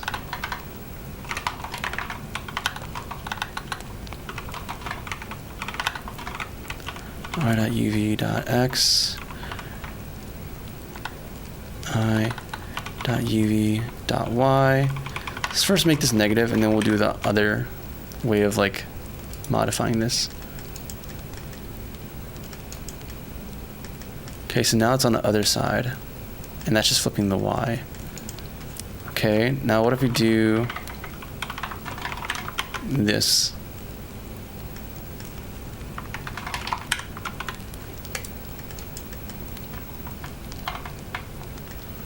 Okay. Different, not more correct though. This is bothering me. This should, dude, this is bothering me. Because the local scale should be 2,000. This should be 2,000. It's just that the offset's wrong, and that bothers me. The math ain't mathin'.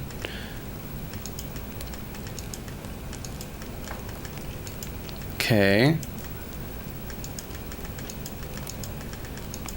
Maybe we should have the sphere be more close. Yeah, like, look at that. So we have, like, features that are make sense.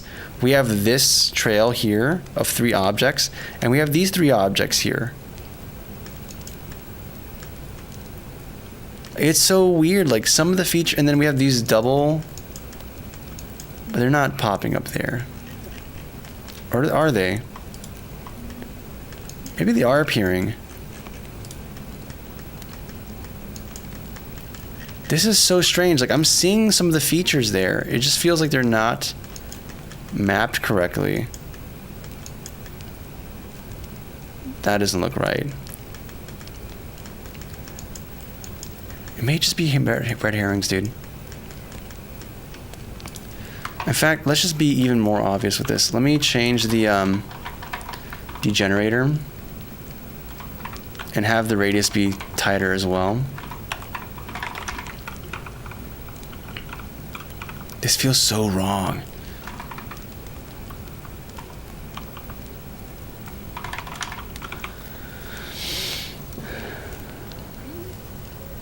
$2,000 divided by... Oh, I'm not multiplying it. You're right. Thank you. Thank you, Gregor. Yeah. I was trying to do the same operate. I was trying to divide by 2 or multiply by 0.5. So that's... Okay, that's one issue there. So that actually we should be correct then. That should be 1,000. Okay, that's one thing. That's one mystery solved. Yeah, thank you guys. Thank you guys. You found the issue. You found the problem. So I'm gonna do something here. I mean, it's not gonna change the issue. We also have the effect, the change in the shader as well. So let me get rid of this little transformation I did. Let's just see if we can at least get one win, which is like the correct position. So this should be 1,000 now. Okay, hopefully this just works. At least that part. And then the heads-up display thing is going to be just a cakewalk from there. I mean, we're supposed to test it to see if it actually does the job it's meant to do, which is like actually display, give a heads up of like, hey, these objects are coming, be prepared.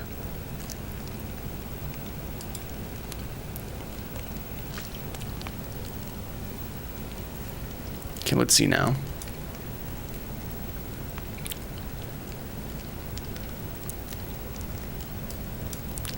I don't know why Unity is so weird. Nope. Still off. Why is it off?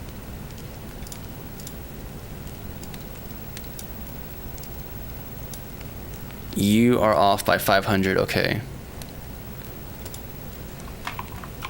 So I guess we don't do this half thing here. I think we just do by the whole size of it.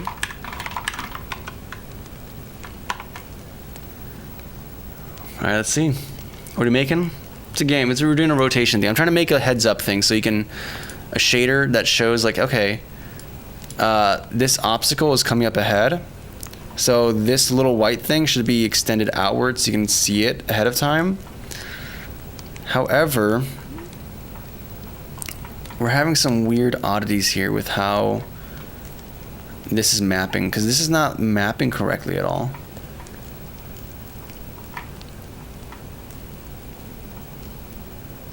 You see, I feel like I'm crazy because like you see some of these features, right? Like you see how like there's 2 here and it moves up and then it kind of goes up there.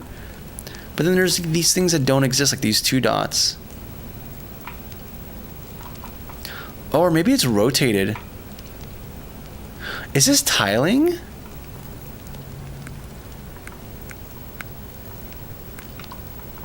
Is this tiling? That's also an important question to consider. We have a chunk height of 12.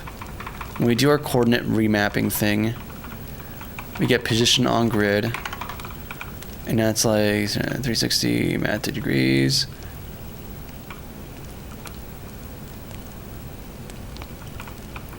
And we're using board chunk height, perfect, okay. Which is gonna be 12 as well. Okay, so this should be mapping correctly.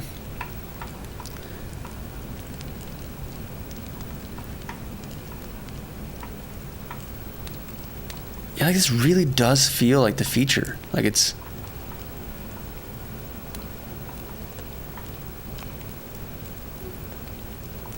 Like it almost feels like this is wrapped twice. Like if I have the UV for the X, it feels like that would be fixed. If I go to here and I divide it by 2.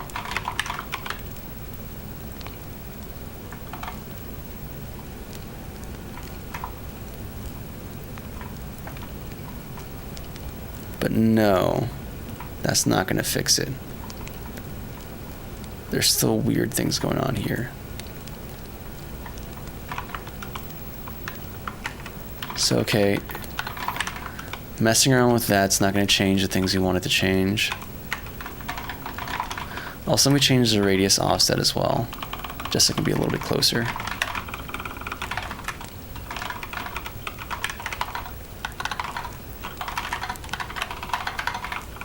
I'm going to change this to be like, I don't know, 0.025.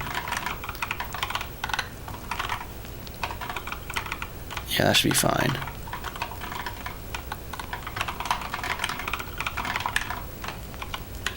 Okay.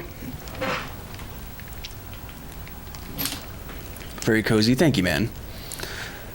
Thank you, Cleese Faraday. How does it go here? Even if I don't get all the things I desire to have happening here, at the very least, hopefully you guys get to enjoy the area. This the vibe.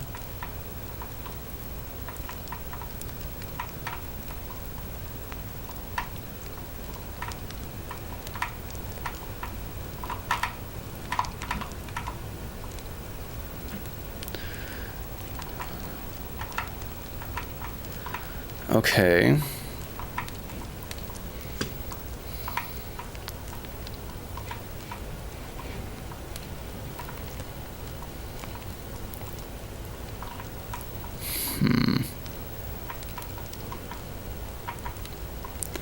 If I'm not seeing these two together, like 2 pixels on the Y, then I'm gonna assume that there's just something weird with the mapping.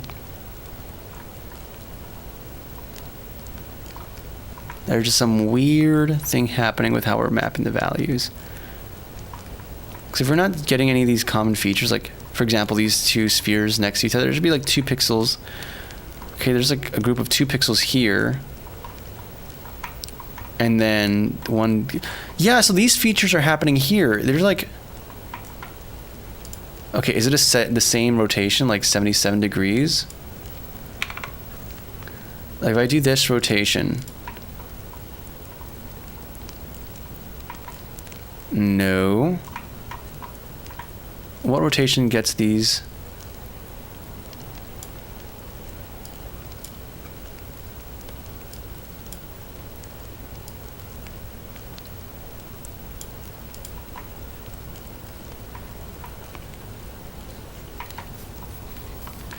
Okay, is there something wrong with my math?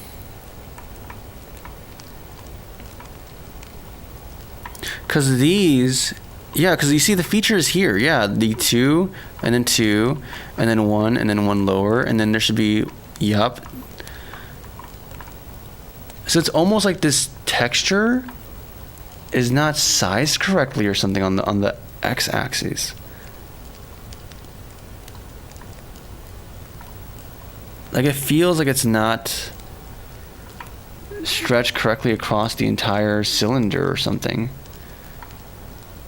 which is very odd if that's the case.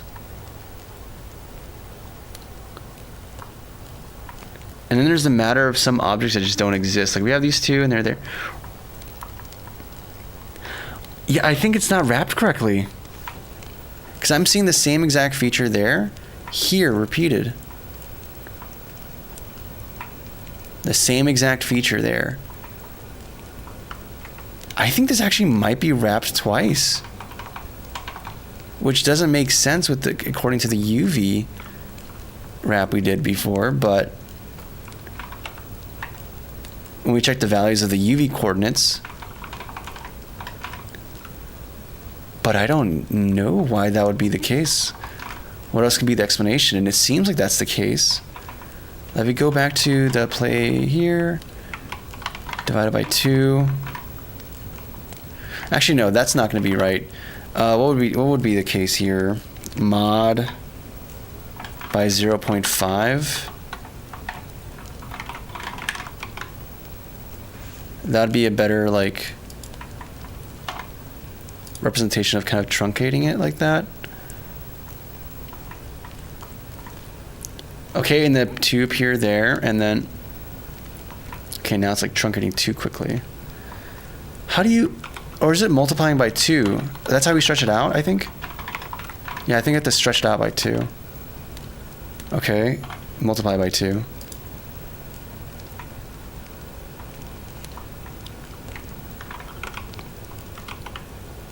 What? Is that on the Y actually? No, that'd be wrong, right?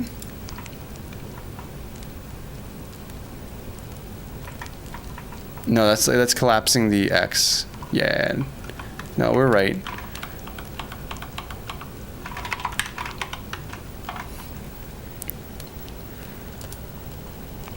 So the X looks correct. The Y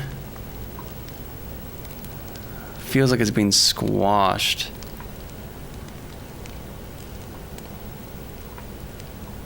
So the question is, are these features closer together or further apart? And if I were to do this? No. So let's do this then.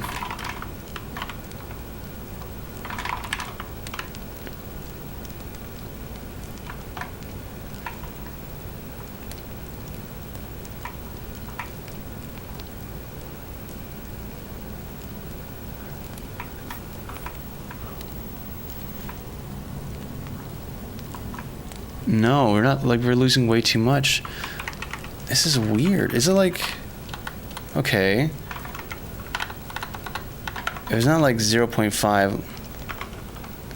I'm just gonna mess around with values for a little bit, for a second, and then see if anything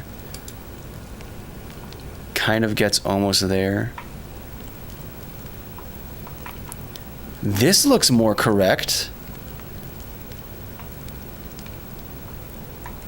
That looks far closer to correct as far as spacing is concerned. But again, like, let me check the UVs on this. Maybe things are not behaving the way I actually assume them to be.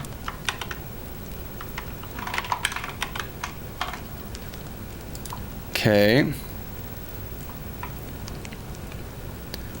So, okay. Oh, the cylinder UV is wrapped bad. It's repeating it twice per face. I was right to. I knew it. I knew it. I knew I shouldn't have trusted Unity's cylinder. I knew I shouldn't have trusted Unity's cylinder UV wrapping. Oh my goodness. Oh my, I was right to be suspicious from the very start. So I've had it right. It's just that Unity screwed me. Oh my goodness. Oh my goodness. Well, there you go. We just have to make our own cylinder. Our own patented Cozy Cabin Games cylinder that I can actually trust. Because apparently I was far too trusting. Scale X, Y, dimensions is 2, which means that's going to be the same way Unity does it. That's going to result in a maximum of -1 and +1, which is fine. We can keep this as is. And then let's just verify that this is wrapped correctly. Let's go to the UV editor. And then let's look at the faces. Let's look at the faces we have here. Okay. If I were to select these. Okay. So far, actually, for our purposes, we don't care about. We'd want these faces for the way we're implementing this. And yes, they're different, unique things. Yes, sir. Okay. Yeah, we just want these to be fully on the bottom as well.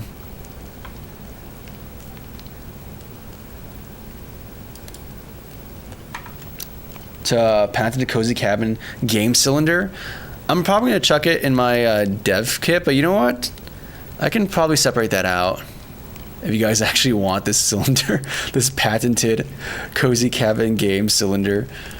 Which I'm okay. It might not even be that good if I'm gonna be honest with you, because we're doing some weird jank. Let's just select. You know what? We're gonna do this. Select all. We're gonna do T. No. We're gonna do unwrap. We're gonna box unwrap it.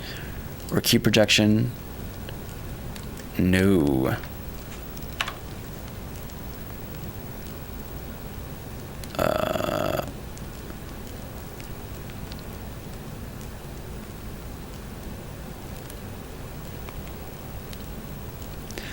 I just need these corners to match up correctly. That's all I need. It kind of matches up there, but also kind of doesn't. It's gonna drive me crazy. It's gonna drive me actually crazy. How do you do this stuff? I'm not a Blender guy.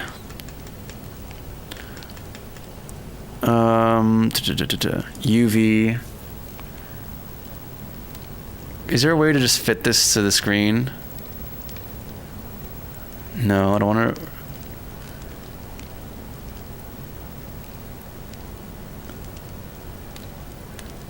You know what I can do? I can just mark seams and just do the cube projection. Yeah, you know what? I might just do that. Let's see if I can do that. Okay, we're just gonna do this. I'm gonna do. We're in edit mode, right? And I can. Where's the option to select edges? There we go. There's edges. And I believe I hold Alt, and it's gonna let me. Is this Shift Alt? Oh my goodness, you're killing me, dude.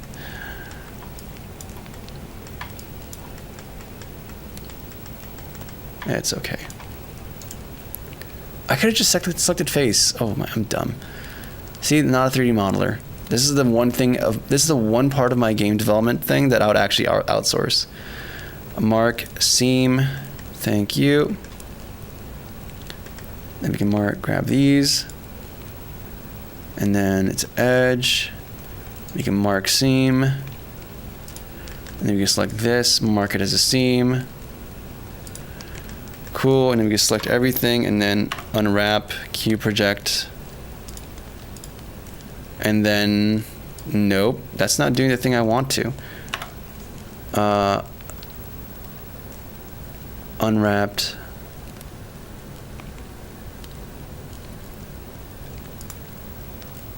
No.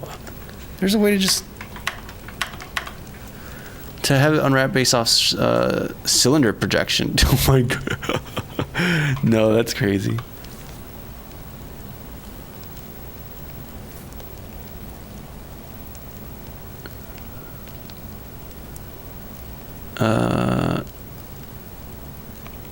Angle based? No. I don't want any of that. The first thing they had was fine. I just needed to be actually properly spaced. Is what I'm best at if you ever need anything. Hey, dude. Are you in the Discord? If you are, then let me keep your contact information and... Or at least not contact information, but at least your Discord profile. So if I do any of this stuff, I'm probably going to do some commission 3D modeling at some point for this. For this game, actually, particularly, I think this is probably more likely than not, I'm going to do some amount of outsourcing like that.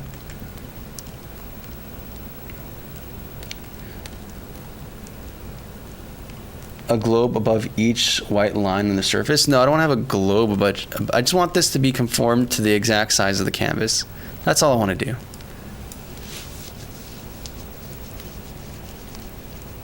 Yeah, CRT monitor. Thank you, man. Thank you, Choco. Licious. This is all I need. I just need the selected thing to be fitted. There's got to be something here. Snap, snap. Pixels. Cursor to origin. I guess snap to pixels. And that'd be close enough. Except for the bottom. The bottom's missing a couple. And that's not acceptable. But you know what? We can just grab... We can grab these.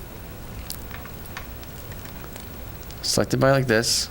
I was trying to avoid jank, but I guess we just can't avoid jank, can we? Also, you know what? Actually, before I even do that, let me make sure that I get these spheres out of the way. So move them here. Move this guy over here. We'll fix them better. We'll do better later. Leave me alone. I'm just a guy. I'm just like I do art, code, music, but 3D modeling is not one of them. Also, why is this being laggy? Okay.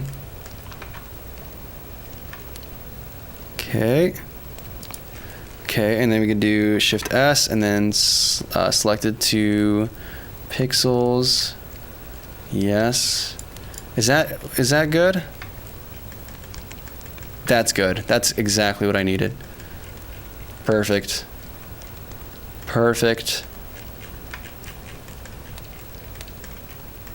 Perfect. And perfect. Now as for the spheres, I don't really care. But I guess I'll have a project eventually where I actually do care. Is there a way to select it to surface? Okay, we're gonna have to figure this out.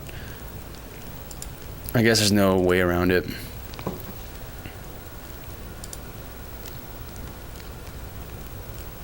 What happened to the other view? The 3D view? Why did it go away?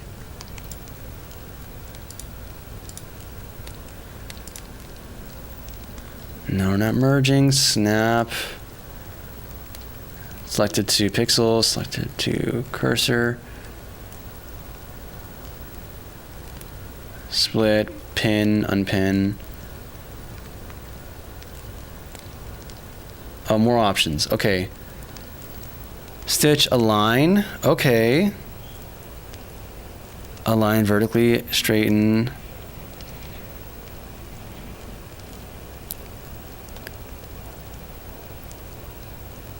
Okay. I'm not figuring this out. What's up, Goofy? I separate the sides and base the UV map so that one texture can do the whole thing. Yeah, for our purpose, I don't need that though. Almost takes up the entire screen. Yeah, it's a very rough, dude. In this kind of stuff, in this kind of application, it's rough. Texting, like doing code and writing text, very beautiful, very nice. Here, not so much. Not so much. Yeah, I'm not sure how we're gonna make this selection, how we're gonna move this to where we want it to be, but I guess we're just gonna do the thing of like, hey, that's close enough, and hey, that's close enough, and for our purposes, it will be close enough.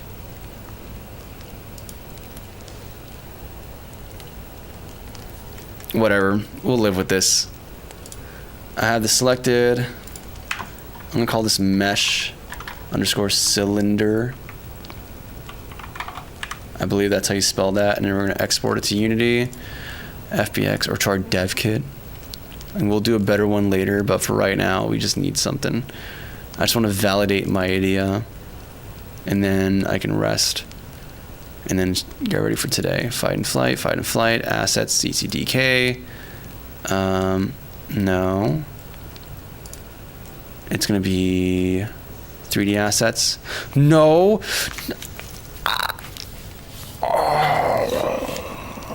I hate you. Why would you do that?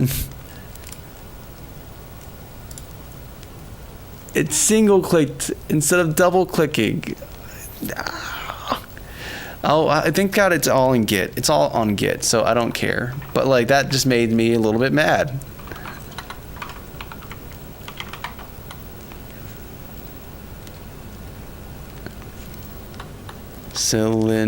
I can't even see what I'm typing. That's how small it is. Export FBX. Yeah. Selected objects. Yes. If you need it. This is good enough for what I needed to do. Okay, we verified that this is a liar. That Unity's default cylinder is a liar and terrible. And I will never ever use this again in my life. I will deal with my terrible bad cylinder until I can we're gonna use our terrible bad cylinder for the rest of my life. Did it not save? Oh my, you're killing me. You're tearing me apart, Lisa. You're tearing me apart. Okay, we have this here. Export. No, not import. Export. Yes. FBX. This is where we're going to. Oh, I typed this search bar instead by accident, instead of typing the name here. Yeah, no, we're not doing this.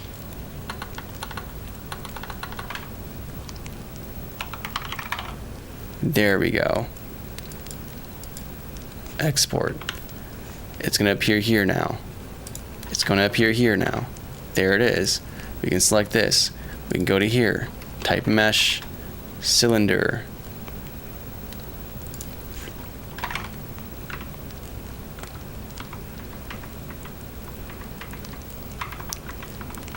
I'm sorry. What?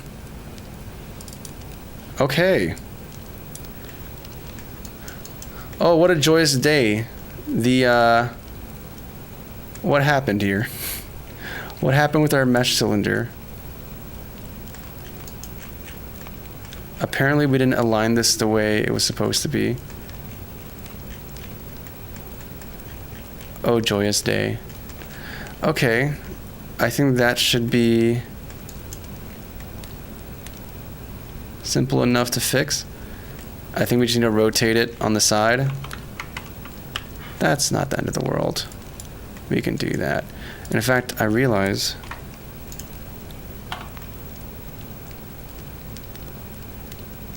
yeah, here we go. 270.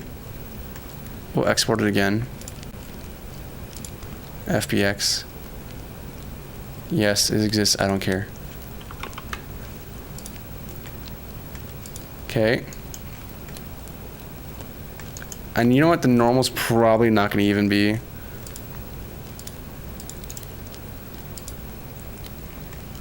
It's probably going to be flipped. Because that's just the thing that happens sometimes.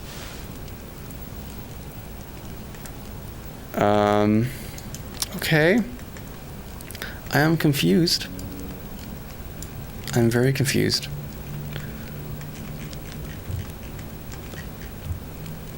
Pretty sure I oriented it correctly. Come on, buddy. Work with me here. Work with me. Don't need selected objects. Yes. Forward, Y up. The Z position doesn't matter. Apply units, yeah. Oh, you know what? We also didn't apply the transform, did we? All transformations. So now they're applied.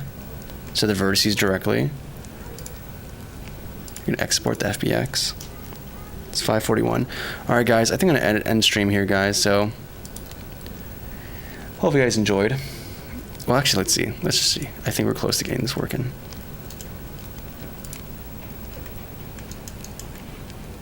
Oh well, it's not working. Anyway, guys, I'm gonna end the stream here. Thanks for hanging out. Hope you enjoyed. If you want to follow more, join the Discord for more information. You can do !Discord to join, and all socials are on cozycabingames.com. And yeah, guys, I really appreciate your company. So until next time, this has been day 3 of developing this game. Hopefully we can get it done within 3 weeks. Until next time, stay cozy, guys. Bye-bye.